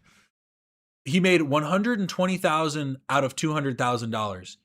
Any funds in excess of the $200,000 goal will be donated to Palestinian aid. All money from the fundraiser will be donated once legal proceedings conclude. Now, one could say that maybe in excess means that's left over, but one could also say that it's to surpass said amount. Imagine he's like, I used it all up. It's gone. It all went to legal fees. And the deletion of 6 separate videos Noah made about Ethan. He confirmed he's giving 100K to Palestine in his video. That's good. I know. I'm just fucking around. I would assume as much. I don't like at the end of the day, I think Noah's pretty dumb. I think he's kind of a shitty person in some regards, but I do think that he thinks that he's doing the right thing. You know what I mean? And so something like this, I don't think that he would like go back on or like shy away from, you know what I mean? Or try and steal money from. Like, I don't think he's that big of a piece of shit. Later on, there was also added a mutual non-disparage clause, which would prohibit Noah from ever criticizing Ethan again. Noah countered by refusing the apology and confidentiality clauses. Ethan's team just never responded. They did a Frogan. They just never responded to the counter. Instead, they filed to dismiss the case entirely a few days later. Now, the main question is, why did Ethan drop it? Why has the case been dropped? We don't have Ethan's side right now, but we really just... I remember his original goal was 400K, so he could bike to Hassan's house and ask for more money. I did forget about that. You're right. Let us not. have Noah's side. Now, congratulations, Noah. Noah's side. Is that similar to genocide? Well, it would be difficult for them to win, for Ethan to win in defamation, as all defamation is incredibly difficult to win in the U.S., right? Having covered it, we've only seen it work one time, and that was Billy Mitchell versus Carl Jobs. The very rare and unique circumstances. So, yeah, it was basically, I guess, to drain Noah of his money, but I don't know. So let's go over why Noah believes Ethan Klein. Oh, so he didn't lose, he withdrew, LOL, which is a win for Noah, but not a loss for Ethan, in my opinion. Yeah, I mean, here's the thing. In the public eye, everybody's just going to say he lost, yada, yada, you know.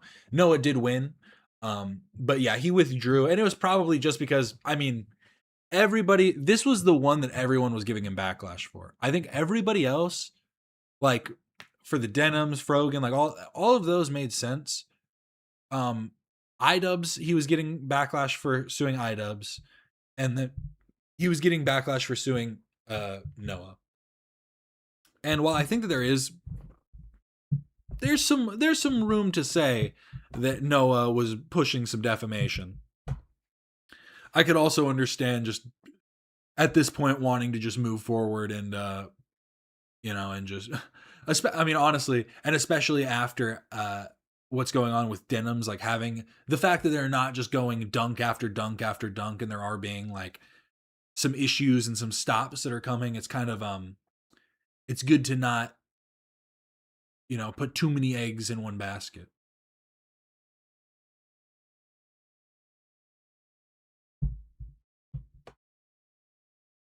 I don't care what snarkers think, LOL. They lie regardless of the situation. Well, I don't even just mean snarkers. Anybody that's looking at this from an outside perspective would say Ethan lost and Noah won just from the withdrawal. They would just say that he knew that there wasn't a case there, or that the case wasn't as strong as maybe he initially thought, yada, yada, yada. But that still would be considered a loss, I think, in most people's eyes. Klein dropped it. So while Ethan Klein is not provided on a... Not mean to do that. Maybe Ethan's perspective changed after the tragic loss of Oliver. I think that probably has something to do with it. You know, sometimes you got to live and let live. You know, like we were learning so much from all this different stuff we saw from Oliver Tree after his passing. It's like a lot of the stuff he was trying to push towards the end was like, do stuff. Don't be so caught up on, you know, the thought of it all. Actually just be engrossed in the experiences of life. And so that's definitely something. His money, but I don't know. So let's go over why Noah believes Ethan Klein dropped it. So while Ethan Klein has not provided a official statement or a response or request for comment, Noah has speculated on a few reasons for the drop. Number one, he says high-profile creators like Charlie, Penguin Z openly criticize Ethan's litigious behavior against smaller creators, heavily damaging Ethan's reputation. So that's number one. Charlie, who is mostly pro-Ethan, has been anti-Ethan regarding this lawsuit. Ethan lost other lawsuits. He has recently lost a copyright lawsuit against Denons. So he had two claims. One claim he dropped, meaning the only claim that is currently active is the one that is being appealed. The judge... They dropped the other claim too? They dropped the other Denims claim? I did not get that update. It actually used his one he dropped suit against Denons. So he had two claims. One claim he dropped, meaning the only claim that is currently active is the one that is being appealed. So so for the watch party, Is that what he's talking about? Not the one that's being appealed. So he's saying the watch party is the one that he pulled out of. Get away from the judge did actually use his own case against him.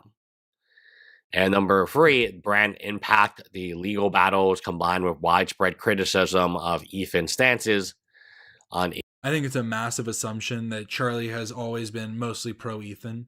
I mean, in general, Charlie's pretty anti-lawsuit, and I don't think has much of an opinion on Ethan. So in general, when considering like the lawsuits, I think he would probably be anti-Ethan in most cases. But yeah, I don't know. I don't think he doesn't talk too much about it. Yeah, the countdown to the nuke. Sorry, I don't know what I said before, but that's what I meant. Yeah. Did I just say watch party? I meant the watch party for the countdown to the nuke. He dropped that one? Interesting. Israel and Palestine have caused a demonstrable drop in views, subscribers, and business opportunities, which then he shows a graph. And I don't think anyone would say that's false. All 3 things that have been mentioned are true. They're verifiably true. And is it one thing? Is it another thing? I don't know. I will bring up one other issue that hasn't really been brought up in Ethan's defense. And Ethan doesn't need me to defend him. But is his good friend, Oliver Tree, recently passed away. And since that time, he's settled with iDubbbz.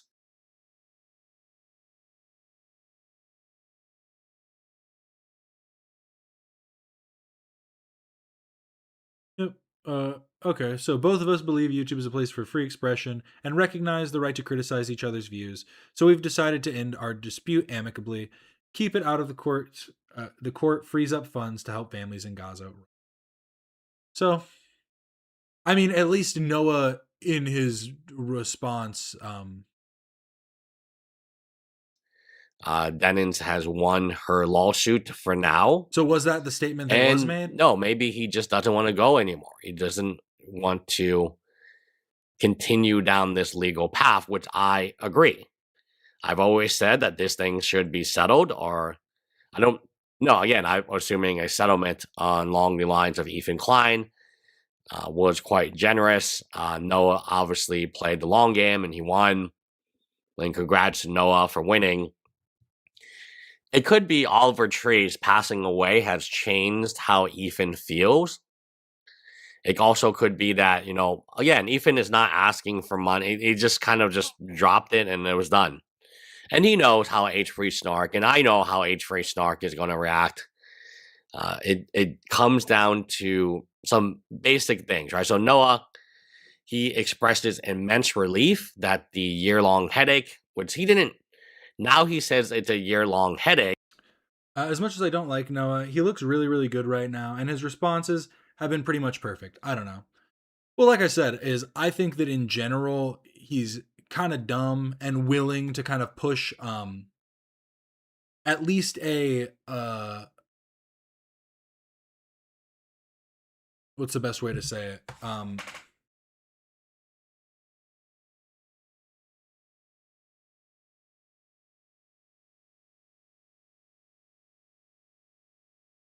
He's willing to like push kind of explosive statements, like kind of on a whim without necessarily thinking about them. Because like saying these creators supported a genocide, even if in the video you're taking more time to be critical and be thoughtful to things that you're saying, clickbaiting by calling out other people as like not supporting a genocide is pretty crazy. But when he's talking about picking his lawyer, he was like, oh man, I only had a few weeks.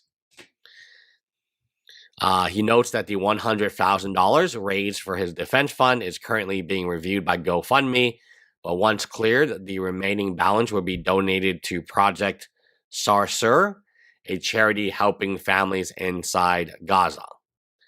Now, I'm not going to get into the SOOO project just because I don't personally know that much about it. But I know Goosey has covered that on her Twitter. So what is the main takeaway here? I think the main takeaway is a little bit even easier to understand than most people. Ethan Klein, he recently lost a good friend of his. Does he want to spend the rest of his life just suing people? The answer is no.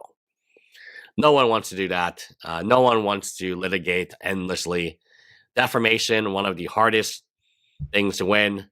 Oh yeah, for sure. I don't disagree. I just mean right now in this moment and how he's responding to it. Yeah. I think I didn't finish my thought process because I had to think about it for too long. But yes, I think my point was, even though he is willing to be a bit disingenuous at times, to push a narrative to kind of clickbait and promote his video, even though that he's willing to do, I don't think he is like an abhorrent evil person. Like, again, he's kind of just a piece of shit. Like, that's not the worst thing that you can be. And so it's like to each their own. When you look at the iDubbbz apology, then it was all forgiven, all done. Ethan even mentioned that he would fill up the attorney. So whatever money that if Noah had accepted the apology, Ethan would have filled up the attorney difference, the delta between what the attorney cost, and then he could donate the full amount to a charity of their choice. I thought that was not a bad idea. So it wasn't like Ethan had demanded something insane. His settlement negotiation was quite reasonable. Noah, of course, was never going to accept it. It's so nice that Lust sees Ethan as a human being and has basic human empathy for him. Yeah, you don't see it that often, but it almost sounded ironic, but it's true. Well, the thing is like, I think it's because Lust is a lawyer too, so it's like he understands the ins and outs of these things, whereas people looking from the outside immediately jump to conclusions. Like, they think when they saw like all of the demands Ethan's making, oh my god, look at this list of demands, and it's like, well, in most cases it's like, this is what you say first.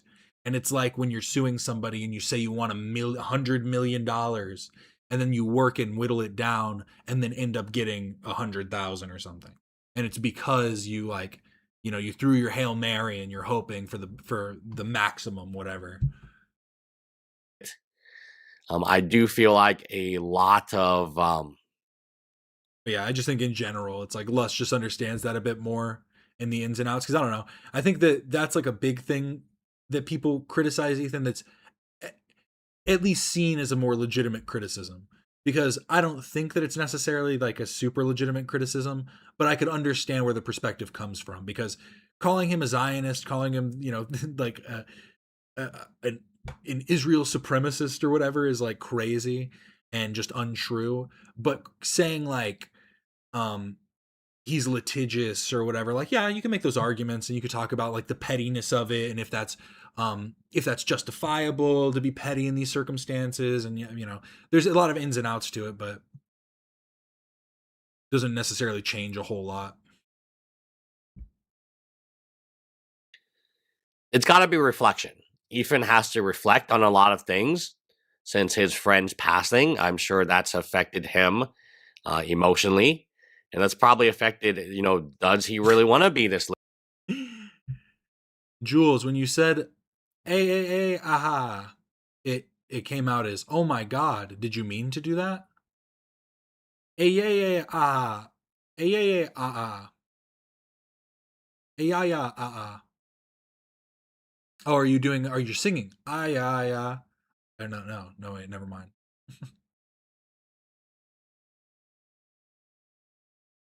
Litigious guy. I hope he went east and just walked off the flat earth. I actually learned recently that flat earth don't believe, I guess maybe some of them do believe in like the hardcore Christians believe in like the firmament and stuff, but they don't believe in a lot of them don't believe in like the glass dome and that it just drops off the ends. They believe in the ice wall, and then outside of the ice wall is like just a bunch of other space. It's like we basically have an infinite plane to walk on. There is no space. It is just the sky above and the hells below. And we just have an infinite plane to traverse across. So you can go east forever. You want that reputation. All these screenshots are from Noah's video, by the way. I didn't screenshot them on my own, so I take no responsibility for these screenshots that Noah has taken on his own. So, yeah, lawsuits, I've always said this, are a waste of money. I enjoy settlement. I think settlement...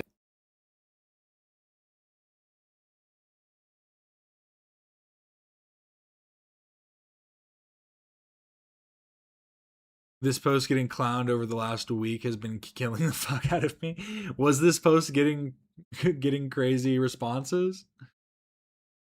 She got called a Zionist. What's wrong with that?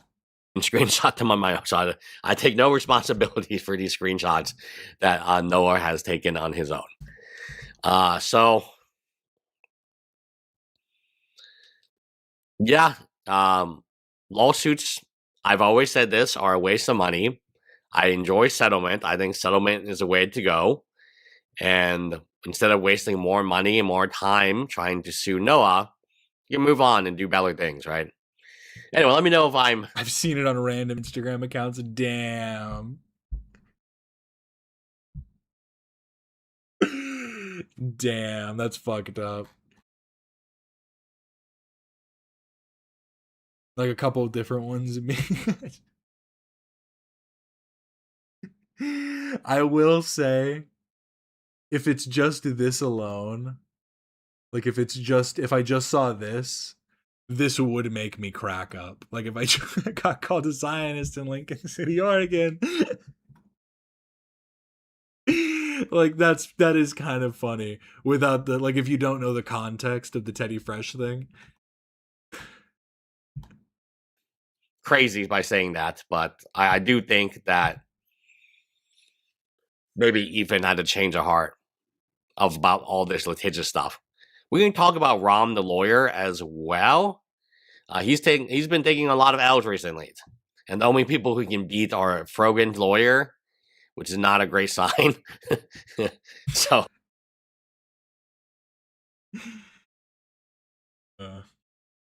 okay, so that's that. And then we have Internet versus Kaceytron. And for those who don't know, Kaceytron, a clip surfaces of Kaceytron driving yesterday while disagreeing with her chat over her state of sobriety. So Kaceytron was banned on Twitch for driving drunk. I don't understand how this isn't a permanent ban. It's been 8 days or 9 days or something. She's still banned today. She's had 5 bans in total over the course of 6 years. That's literally like a ban a year. And her longest ban has only been 10 days. Even though she's getting banned like every single year. Ooh, a poll for start time. We do need to do that. You're so right. Sorry, we haven't had the stream in too long. Let me get that started right now. But yes, so this is what Kaceytron was doing, drunk driving. Up at McDonald's, no loads refused, only loads allowed. Hope. Honey, if McDonald's is the ultimate destination for your late night rendezvous, then you need to step up your game. Those fries ain't gonna dip themselves. But I'll say this, if you're going unprotected, at least get a Big Mac to go with that questionable decision. You guys are tripping. Like, if that were the case, then restaurants wouldn't be allowed to serve alcohol at all. You are the dumbest person alive. Are all restaurants drive-thrus? What are you talking about?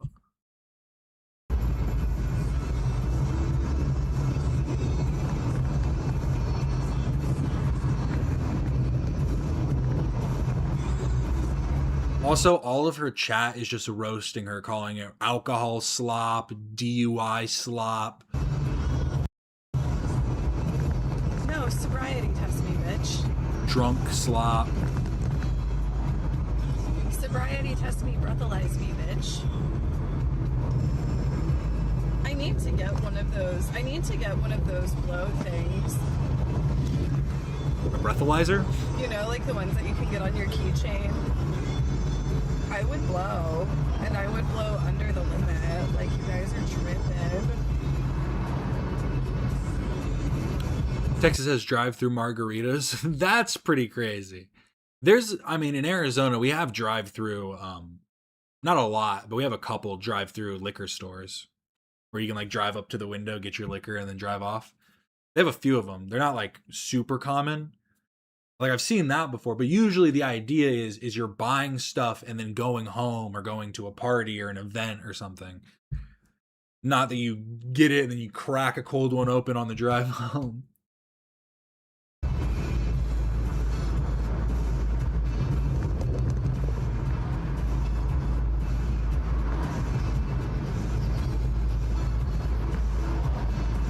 I'm trying to get to McDonald's, okay? I don't really give a fuck. No one casually wants to own a breathalyzer unless you have an issue with alcohol. No, I mean, exactly. Unless you're one of those people that's like, I'm fine. I don't even have any problems. You're like falling all over yourself. I'm fine. Get off me. Breathalyze me. Breathalyze me then. Breathalyze me. Everybody's always saying I'm too drunk. Breathalyze me. Come on. They put one piece of tape on the lid of the drive-through margarita. Nice. That'll stop them. Like, I don't really give a fuck. I'm trying to get to McDonald's. Okay. The people that are like, I want a breathalyzer to show that I'm under the legal limit are also the people that would go, you see, that's bullshit. So what if I'm a 0.8, not like a 0.08? Who cares if I'm a 0.19? I'm feel fine. See, this is why this is bullshit.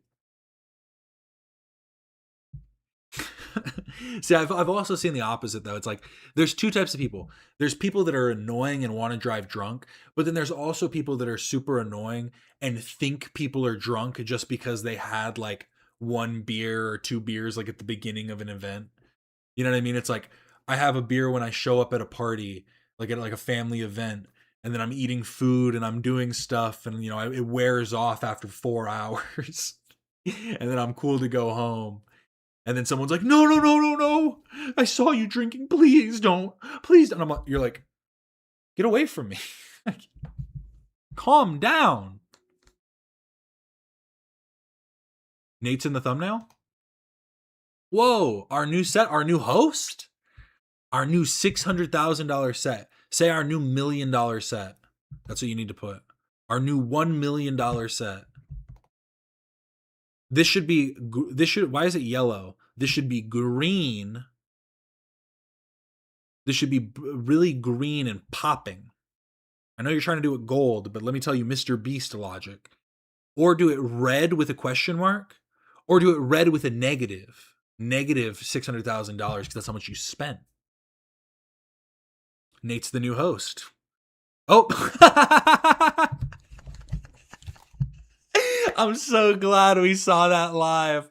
I'm so glad we saw that live. He changed a lot. That was great. That was actually great. Okay, but look at back to Kaceytron with fucking drool leaking down the side of her face trying to claim she's not drunk.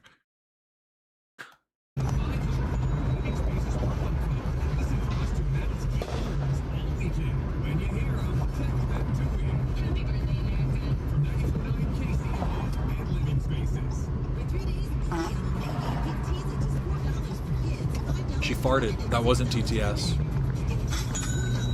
Shut up. High/drunk slut. I'm Not only is she fucking drinking and driving, not only is she drunk driving, sorry, she doesn't have an open canister.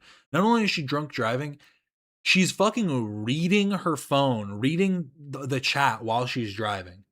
Remember how Extra Emily almost crashed sober doing the same thing? Like, you are just get off the road. I revoke your license. You are tripping. Hamburglar donated $2 with the message, "Hey Casey, can we try the new fried pies? Can we get a dirt?" Did chat see how much she drank though? Do we know that she didn't just have one drink? She always seems to act like this to me. She definitely seems drunk to me. And I think regardless, like all those things together are a bit of an issue. Drinking, driving, and streaming all at once. A little too much. Yeah, definitely high too. I'm fucking fine. Give me the breathalyzer. Extra Emily was high on life. Fair enough. Fair enough. But yeah, so Kaceytron is banned right now. But let's see a little bit of these. We should get both of them. We should get Ethan and Nate arm over each other. One arm over the other. That should be the fucking. That should be it. The thumbnail. That's what I want to see. We are late now. 2 minutes late already. How dare you? Let's see Internet versus Kaceytron while we wait. Kaceytron was potentially driving drunk on stream and caught a ban on Twitch, causing people to go back and watch the clips of her driving to see how intoxicated she may have really been. It starts with Yeet posting that Kaceytron has been banned on Twitch, and Kazahana quoted it saying, "I give it a day or so. I'm sure she's on the Clancy Goon list somehow." And Tectone says, "What the fuck? I thought she was dead." Suck says, "No, not my washed up titty streamer who's a retarded drug addict." And Dazed Dan. Why is Tectone always replying about this stuff on Twitter? Is he just like constantly needing engagement? Confused also posted about it on the livestream fail subreddit, and Spartacus' stream replies back in 24 hours. And Robert the Adventurer says it's not a good look for her either way. Not the ban. The fact that nobody knows why she was banned because so few people watch her stream. And one Flexo1 says, "Oh damn, she's still kicking?" And It's My Medicine says, "Pretty sure she was twitching." And Sol Primeval says, "Unfortunately, a bar." Then clips from her stream that caused her to get banned started making the rounds, like Stale 2000 who posts on the livestream fail subreddit. Clip surfaces of Kaceytron driving as— Is this the real Stale 2000? There's no way it's actually him. It's Brian. It's tarot card Brian. The fact that I recognize a Redditor is kind of crazy. He's not a Redditor. He is the Redditor. He is the Reddit mod. Yesterday while disagreeing with her chat on her state of sobriety. Please meet up at McDonald's. No loads refused. Only loads allowed. I hope Tectone sees this stream, this clip right here, what I'm doing right now, and he recognizes that him and Brian are on the same level. Tectone and Brian are the same person. Honey, if McDonald's is the ultimate destination for your late night rendezvous, then you need to step up your game. Those fries ain't gonna dip themselves. But I'll say this, if you're going unprotected, at least get a Big Mac to go with that questionable decision. You guys are tripping. Like, if that were the case, then restaurants wouldn't be allowed to serve alcohol at all. I saw this clip, Connor.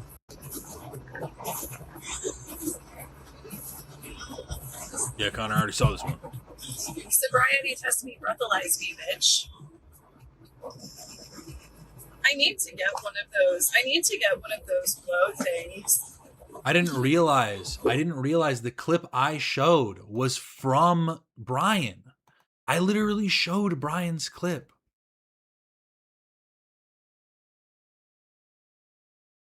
Snark subreddits. Brian with a good take. Snark subreddits are the gateway towards extremism. Great take, Brian. You know, like the ones that you can get on your keychain. I would blow, and I would blow under the limit. Like, you guys are tripping.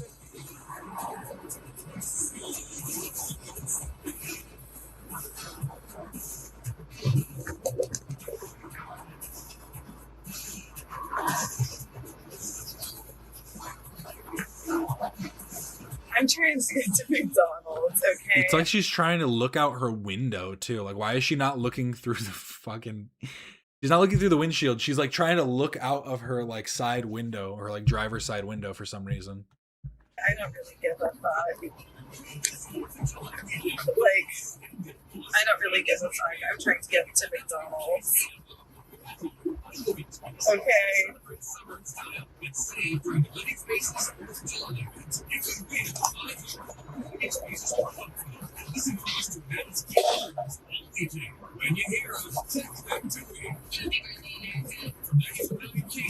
Connor, why are you playing? Like, he needed to get this over fucking 8 minutes.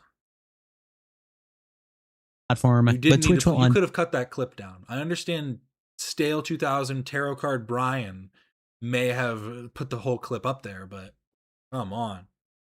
ban her in a couple days. And Steelheller says 5th ban as well. And Cordy, I also really need McDonald's when I'm drunk. Hey, but DoorDash is a thing. Uber Eats if you're banned from DoorDash. Or you call up a friend and go, please, I became too drunk. I need food. You call someone that's pathetic enough to help you. Cordy says, which in itself is a hilarious level of favoritism, considering she has thousands of hours of copyrighted content streamed, hundreds of instances of being severely intoxicated, hundreds of instances of attacking and harassing other partner streamers, hundreds of instances of various forms of bigotry, including sexism, racism, and so on, all of which are against different parts of the TOS, but hey, myth busted. And Xadian says, I'm surprised no one has ever sued her for copyright abuse. Oh, wait. Emma Who Kitten replies, it's cool, she said sorry. The best hater says, so much reckless driving. Driving while streaming should be a permanent ban, especially because it breaks the distracted driving laws. But it's crazy to see people do that while also being under the influence and barely having any long-term consequences. At this point, I think platforms should be the ones held responsible. And Robert the Adventurer says, even if she was perfectly sober... Wait, I am banned from DoorDash. How did you know? It's more common than you'd think. This should be a permanent ban with an appeal that requires some kind of driving education course, and a return stream that's an apology for distracted driving, as well as a public service announcement stream on distracted driving. That should be standard for all streamers who engage in distracted driving. I'll be curious if she gets the extra Emily treatment or not. Rocco's Modern Basilisk says, is this chick actually making decent income streaming? How is that possible? And Pompey Sketches replies, she was one of the biggest women streamers, if not the biggest back in the day. She will probably always have name recognition, but I don't think she makes that much money these days. And I Dream of Pika's says she was one of the biggest woman streamers. She still is. She's huge. Training a Mix says, I would blow under the limit. So you have been drinking. And Moo Cow says, I mean, the clip starts with, if that was the case, restaurants wouldn't be allowed to serve alcohol. Never an excuse to drive impaired, to be honest, especially in 2026. Uber, DoorDash, come on, people. I mean, we got fucking what are they called? The cars that drive themselves. Why can't Waymos? I'd feel way more safe if those were off the road. That's a joke from Dax Flame, the Dax Flame. It really is kind of like you don't need to, especially for something like this. Because here's the thing, right?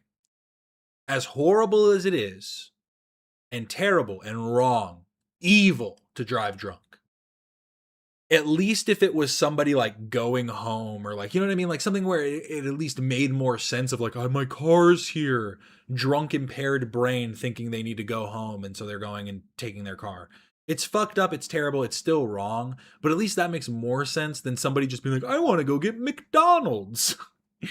Like that's even crazier to me that you're endangering yourself and other people's lives just for some shitty food.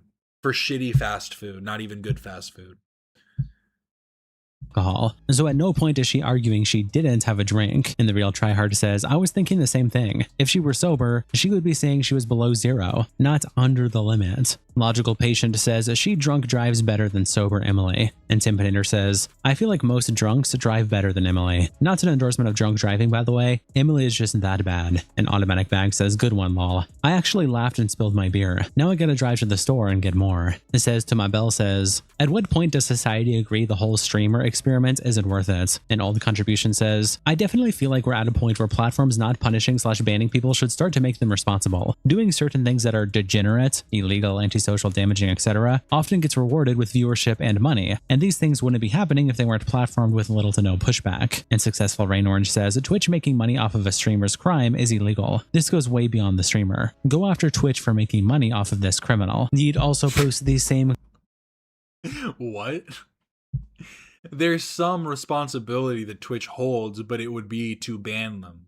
Their responsibility is to host proper things on their platform, and if they're constantly hosting these things, which they are, then they should be criticized for that, but not for singular instances of it happening. The problem isn't that Kaceytron, like the problem with Twitch isn't that Kaceytron was drunk driving on Twitch. It's that drunk driving on Twitch and just driving accidents on Twitch seems to be on the up. Maybe not drunk driving specifically, but driving streams seem to be on the up, and accidents are going to arise. clip that we looked at earlier of Kaceytron driving, and Amber Paradox quote tweets it by saying, "Well, but now we know why she caught a ban. This is what happens when Twitch barely gives slaps on the wrist for dangerous conduct like driving and possibly drunk/baked out of her mind while streaming. All Twitch is doing by not perma-banning people who do this is build a civil case against themselves when one of their streamers inevitably causes a fatal car crash because they are driving while streaming and talking to chat, and the family sues the company into oblivion for it." Ken replies to the clip by saying, "Clearly under the influence. I pray she gets stopped and loses her license before she kills someone." Thanks, Ken. Tom says, "This lady looks like she's on the brink of suicide." Whoa, Tom, calm down. Moderate says she seems at least high as balls, but she is also always retarded. So like this could just be her natural state. Country says, "I need one of those blow things, or you cannot drive after drinking." Leia Sapienti also tweets out this clip from before Casey started driving with the caption, "Here's Twitch streamer Kaceytron drinking an unknown canned drink and smoking weed before her drive. I have seen an increase in people who are unhappy with what Kaceytron did. There are calls for a permanent Twitch ban because of this." And I don't know how YouTube TOS feels about showing someone drinking alcohol and smoking weed before they drive. So here's just a screenshot of her about to drink. Whatever happened to wholesome streaming like Johnny Somali? We need to bring it back. I'm buying a one-way ticket. Which country should I go to? Holding the can, and then here is also her about to smoke as well. And KSB replies, "No mention of the fart before she swigs that can." And Leia says, "That's her dono sound. It's super funny that you pointed out, lol." Autistic Clips tweets out this clip with the caption, "Asmongold unleashes on Kaceytron after she was banned on Twitch for drinking and driving." This disgusting person, this annoying, obnoxious, retarded pig, should be permanently banned off of the platform. You are drinking and driving. You're reading chat, and you're also doing it all on stream. You are a worthless garbage. You are a worthless garbage. The jokes write themselves, the irony. He speaks with such like a sense of superiority, it's insane.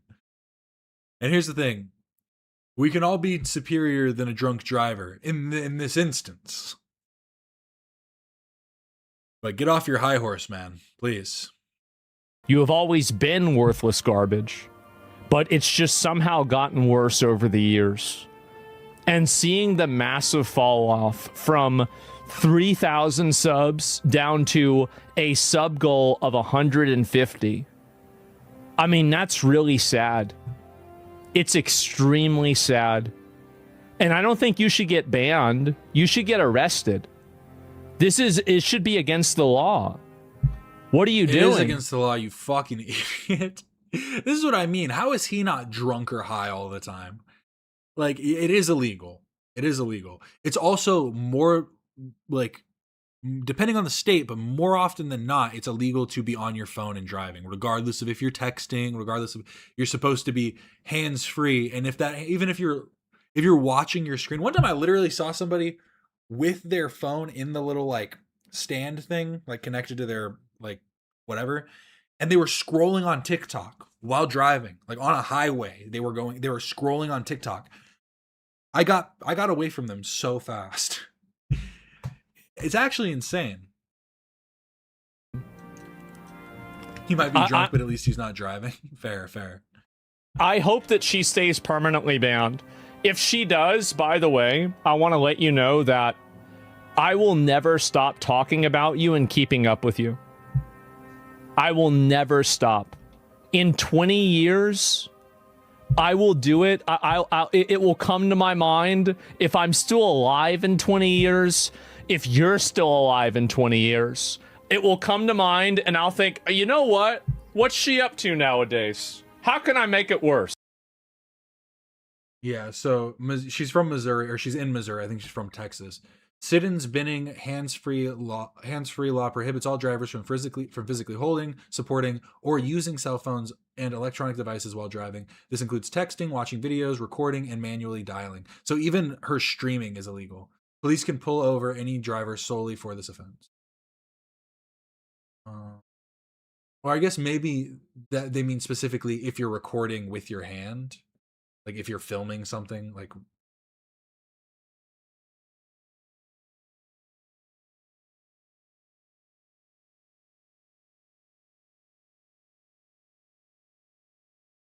because I think right, a chat would be considered, at least in my mind, I would consider a chat texting, right? Like if you're in a chat, you're texting because you're having to read what somebody's saying, even if you're not replying. Like that's still like that's close enough for me. I'd do it for the love of the game. The streamer bans also tweets out that she was banned, and Smugalana quote tweets it by saying, "Banned for drinking a drink." The Asmongold is a white supremacist who supports MAGA. Infinitely worse than Hassan. Sorry, LMFAO. Yeah, no, definitely. I think that's why it's like when Papa Gut and other people talk about like Asmon needs to get more hate. It's like I think the reason Asmon doesn't like need to get more hate is because the hate is almost like worthless to give. It's like he is such like a worthless individual. Like that sounds so rude and so like, but legitimately, like what does he actually like offer in any way? Maybe the slightest bit of entertainment, but at this point it's like, are his fans even entertained by anything other than the bigotry? Because he used to be a gamer. Are the gamer fans still around? Driving on stream. Stay banned, please. You're a danger to the public. Nyara. Yeah, it's illegal to read a book while driving. Reading anything is illegal, and your eyes should always be on the road in front of you. Yeah, well, it should always be shifting is the thing. You should be looking at like your mirrors, looking at, but yeah, it shouldn't be on anything long enough to read, honestly, is like the way it should be. Yeah, he does not hold himself to any standard. I was about to say any high standard, but you're right. It's any standard at all. Quote tweets the post by saying, "Free my queen, what the fuck?" And Joship Girl says, "She allied too hard during Pride Month and overshadowed the gays. This is her punishment." Fruity Necromancer says, "Marching down to Twitch HQ with my picket sign right now." And Joship Girl says, "I will join you." The Adventurers Encampment says, "Back in my day, Kaceytron was a League of Legends streamer who claimed to be pro, but was actually god-awful and fed every game." The reason I quibble is Asmon seems to genuinely believe what he is saying and has bought into the propaganda. Hassan lies knowingly. I could just be biased, though, going to uni in Vancouver and running into so many Hassan fans. Do you think that the fans are bought into it, though? Do you think, is it more so that like you see past the veil, so it's like annoying when it's like these people clearly are being bought into something that they're like, that the person they support doesn't even fully support, whereas Asmongold, it's like at least clear that he supports it. But again, it's like, who's actually going to listen to him? Now she's a fat stoner who calls everyone that doesn't like her an incel. I'd say how the mighty have fallen, but she was never mighty to begin with. Shout out to our tier 3 members, internet representatives, Kiko, Salsal, Cultist Bandito, Captain Crash Out. In California, you cannot touch or hold a cell phone. No texting, GPS, music playing, nothing. No tolerance for distracted driving. More need to be enforced because it truly is so dangerous. Yeah, I mean, we forget that we're driving tons of metal. We are taking tons of metal, bulleting down the road that could easily just smash into somebody or something. Property damage, deaths, maiming, massive injuries. So many possibilities. The possibilities are endless. Damn. Late much? 20 minutes already? What's going on? Have they posted on Instagram? Let's take a look.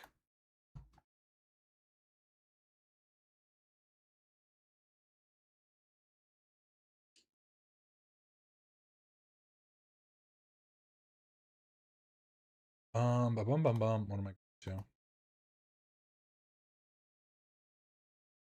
Haven't posted yet. Nope. Or did they post? On the wrong page. Nope, no live now. Just a see you soon.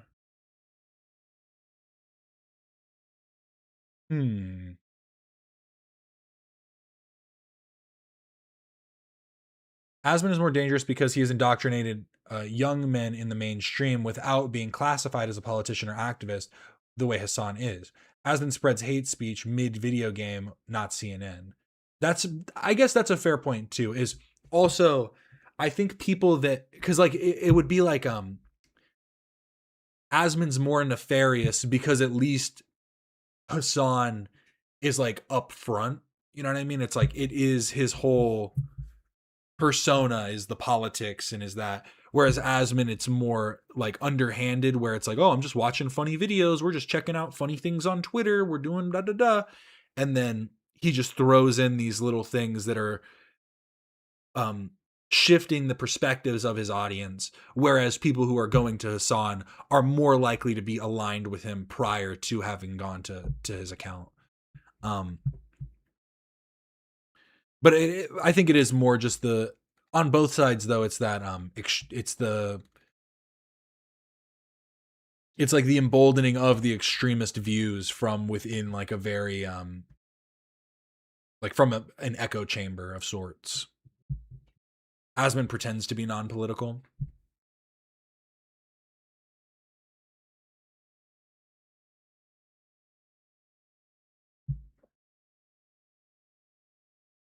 They don't know they are being spread hate speech and alt-right talking points. Hassan's on it. Yeah, exactly. They want to learn about politics and they might even be more politically sound to be able to like analyze the things that Hassan's saying, whereas Asmon's just getting in like normies who are going to like just believe whatever he says for some reason. Again, and that's the part like that it's just like I find it hard to believe, but I guess for a younger audience it makes sense. Ooh. We're back. F in chat for a second. Half it, lowercase f, not a capital F. Thought we were having an issue for a second. They both corrupt people in different ways. They're equally bad.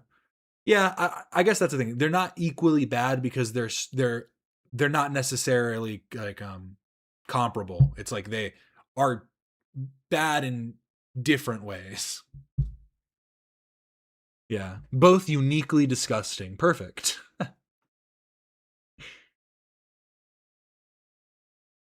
But here, let's see what else. Oh, I guess. There was something else.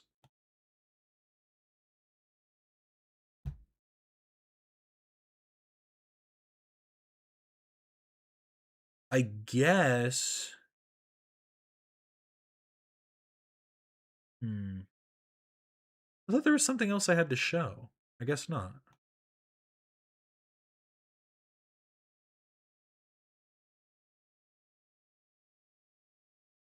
I'm confused.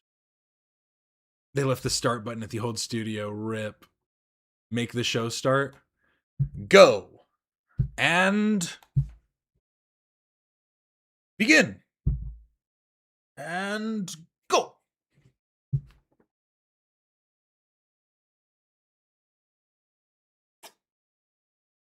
Hey Ethan, if you don't start, I'm gonna keep kissing you. Hey Ethan, if you don't start, I'm gonna keep kissing you. Oh Ethan, you don't want this.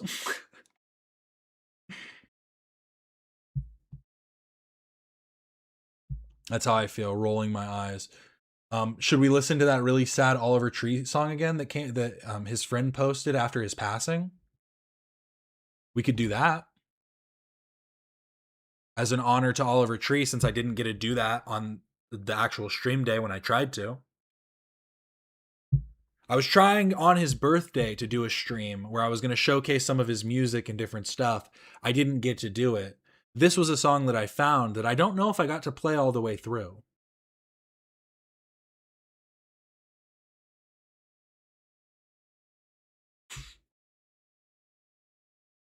But here, let's just play this for a second. This is Love Is Gone, Oliver Nickel +2. And I read it before. Go feel free to go read this. Very heart-wrenching story about somebody who knew Oliver when they were kids. I made a comment. I liked my own comment because you have to.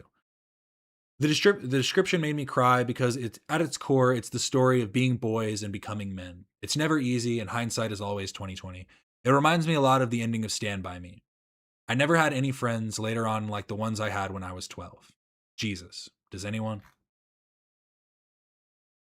And it's true. I don't want to cry again.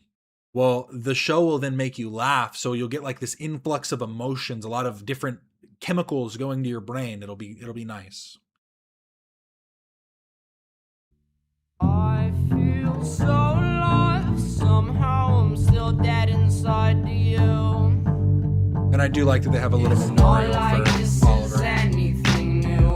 And you always seem to get angry. It's not like these little things you do can change me. It's not like this is anything. It's not like this is anything. It's not like this is anything new. Sometimes it feels like the sun's gone. It's getting dark and it's harder to say. Sometimes it feels like the love's gone, and I really hate it going that way. Sometimes it feels like I've done wrong. I can't find anybody to blame. Sometimes it feels like a love song, and it always ends up the same.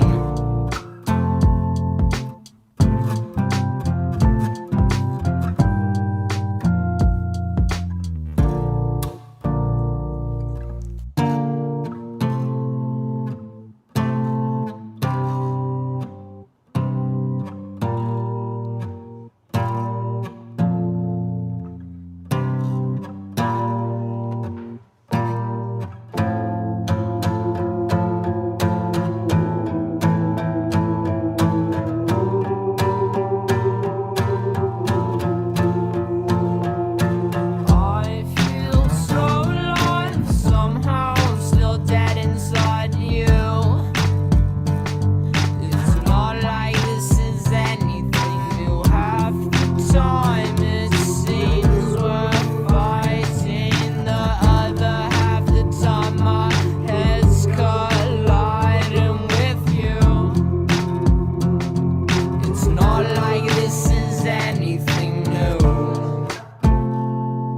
Sometimes it feels like the sun's gone. It's getting dark and it's harder to say. Sometimes it feels like the love's gone, and I really hate it going that way. Sometimes it feels like I've done wrong. I can't find anybody to blame. Sometimes it feels like a love song, and it always ends up the same.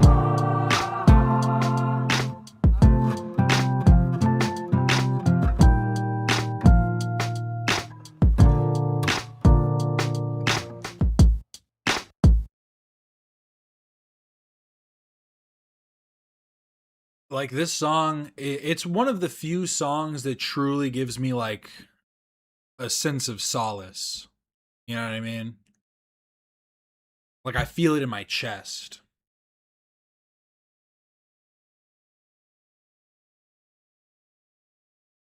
I never thought I would cry over the death of a celebrity. Oliver was different. I mean, literally, when it hit me, because I didn't have internet at the time, so I was like going back and forth. When I'd go like to the store, I'd check Reddit or Instagram on my phone. And I saw what happened, and it wasn't like I broke down in the store or something, but I kept thinking about it for a bit, and then it did make me cry. And I think I kind of like reflected back on those times of me kind of like looking at people, you know, like when Lil Peep died, and when XXX Tentacion died, and when Juice World died. And I do look at it now and still like joke about some of the things, because people will be like, I still feel X's energy. I still feel it. He's inside of me and he's trying to escape through my music. There are people that do stuff like that, which I do think is a little corny. But I think that it truly, because it wasn't even necessarily that the music I was super invested in, but just seeing the impact that Oliver had on so many different people's lives outside of music, like not just within the music, I think is what hit me. Because seeing like that tribe, what was it? What tribe in Africa created a post where they were talking about how Oliver would still contact them to make sure everything was all right and like check in on them. And it was like the humanity of the thing, you know. I cried when Ozzy died. A real one. A real headbanger. You cried while going.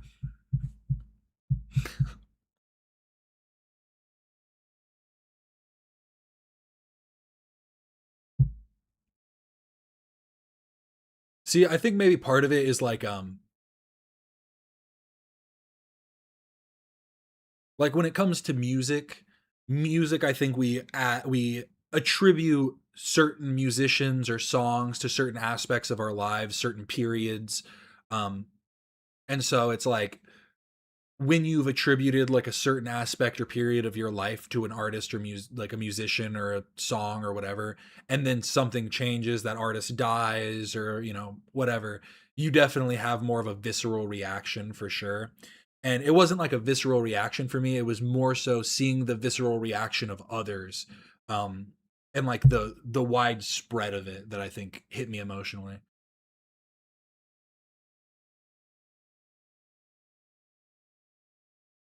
If I'd been older, Chris Cornell would have gotten me. I remember that my dad was like, no.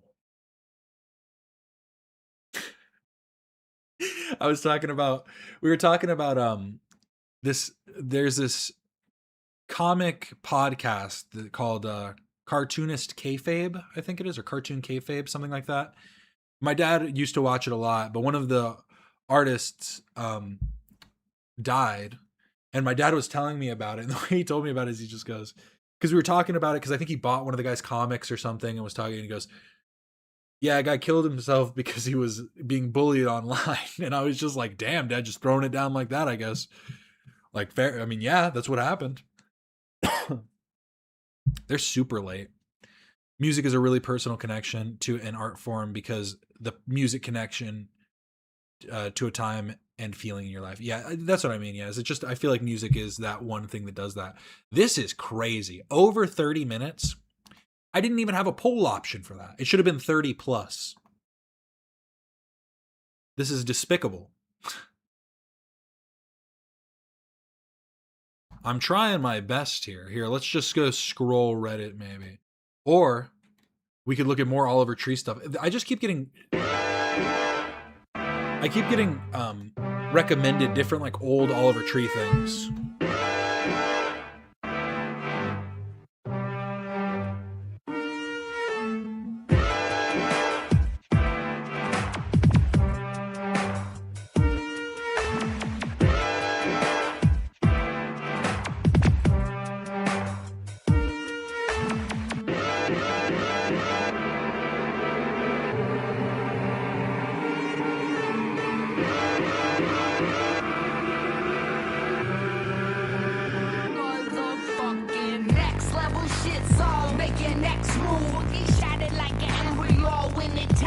Orchard, bro, we have time. Aren't Matt Orchard videos like 2 hours long?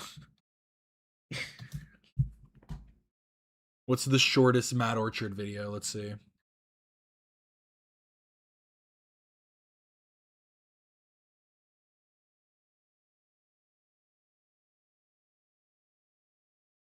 One pipe, one drive, thousands of questions. Let's see. This is that next level shit. Let loose and move to the base like a fat chick. Or I could punch you in the face and make your body do a backflip. That shit don't hurt when the ground comes arriving. It's so... Here, let's see. He said, she What's said, wrong with this an lady? ill-fated hike. Didn't she subscribe to the Patreon?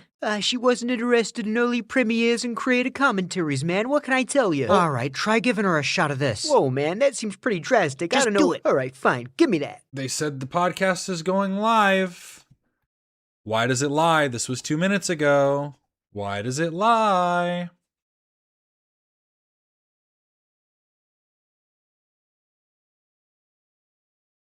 What is this, anyway? A 10-minute preview for a 3-hour exclusive tacked on to the end of this video.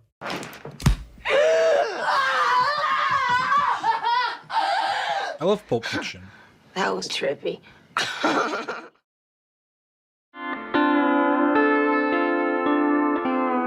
It was a pleasant, sunny day in Oahu on March 24th, 2025, as it often is in Hawaii. It says IG says live. They're liars. They lied to me. Even at the tail end of winter, and with warm yet forgiving temperatures in the mid to high 70s, the conditions were just about optimal for hiking, if you're into that sort of thing. Amanda Morris and Sarah Buxbaum were into that sort of thing, so not long past 10 a.m., the two nurses arrived. They look like the same person, but like trying to remember one person. You know what I mean? Like like different descriptions you'd give of the same person. Were into that sort of thing, so not long past 10 a.m., the two nurses arrived at the Poly Lookout to embark on the Polypuka Trail. Located on the opposite side of the parking lot from the main tourist viewing platform of the Poly, and technically closed to the public, the Polypuka Trail is sort of an open secret among Hawaii's hikers. Once you walk through a clear opening in some brush and past a rather limp-wristed sign telling you not to, you'll be facing a short yet moderately challenging hike of about 1 mile, much of which is relatively even. Los Angeles. Go live. Thank you all so much for watching. I really do appreciate it. Go check out Matt Orchard because I actually I am subscribed and I do like his videos. It's crime and society. But I'm also going to check this out sometime soon too. Alex Jones crashes out and declares war on Sneeko. A lot of interesting stuff. But thank you all so much for watching. I really do appreciate it. Remember to like and subscribe if you haven't already. I do this every Monday, Wednesday, and Friday, and my internet's back working. Everything should be good, so I'll be back again on Wednesday. Thank you all so much for watching. This is Captain Quasar signing off.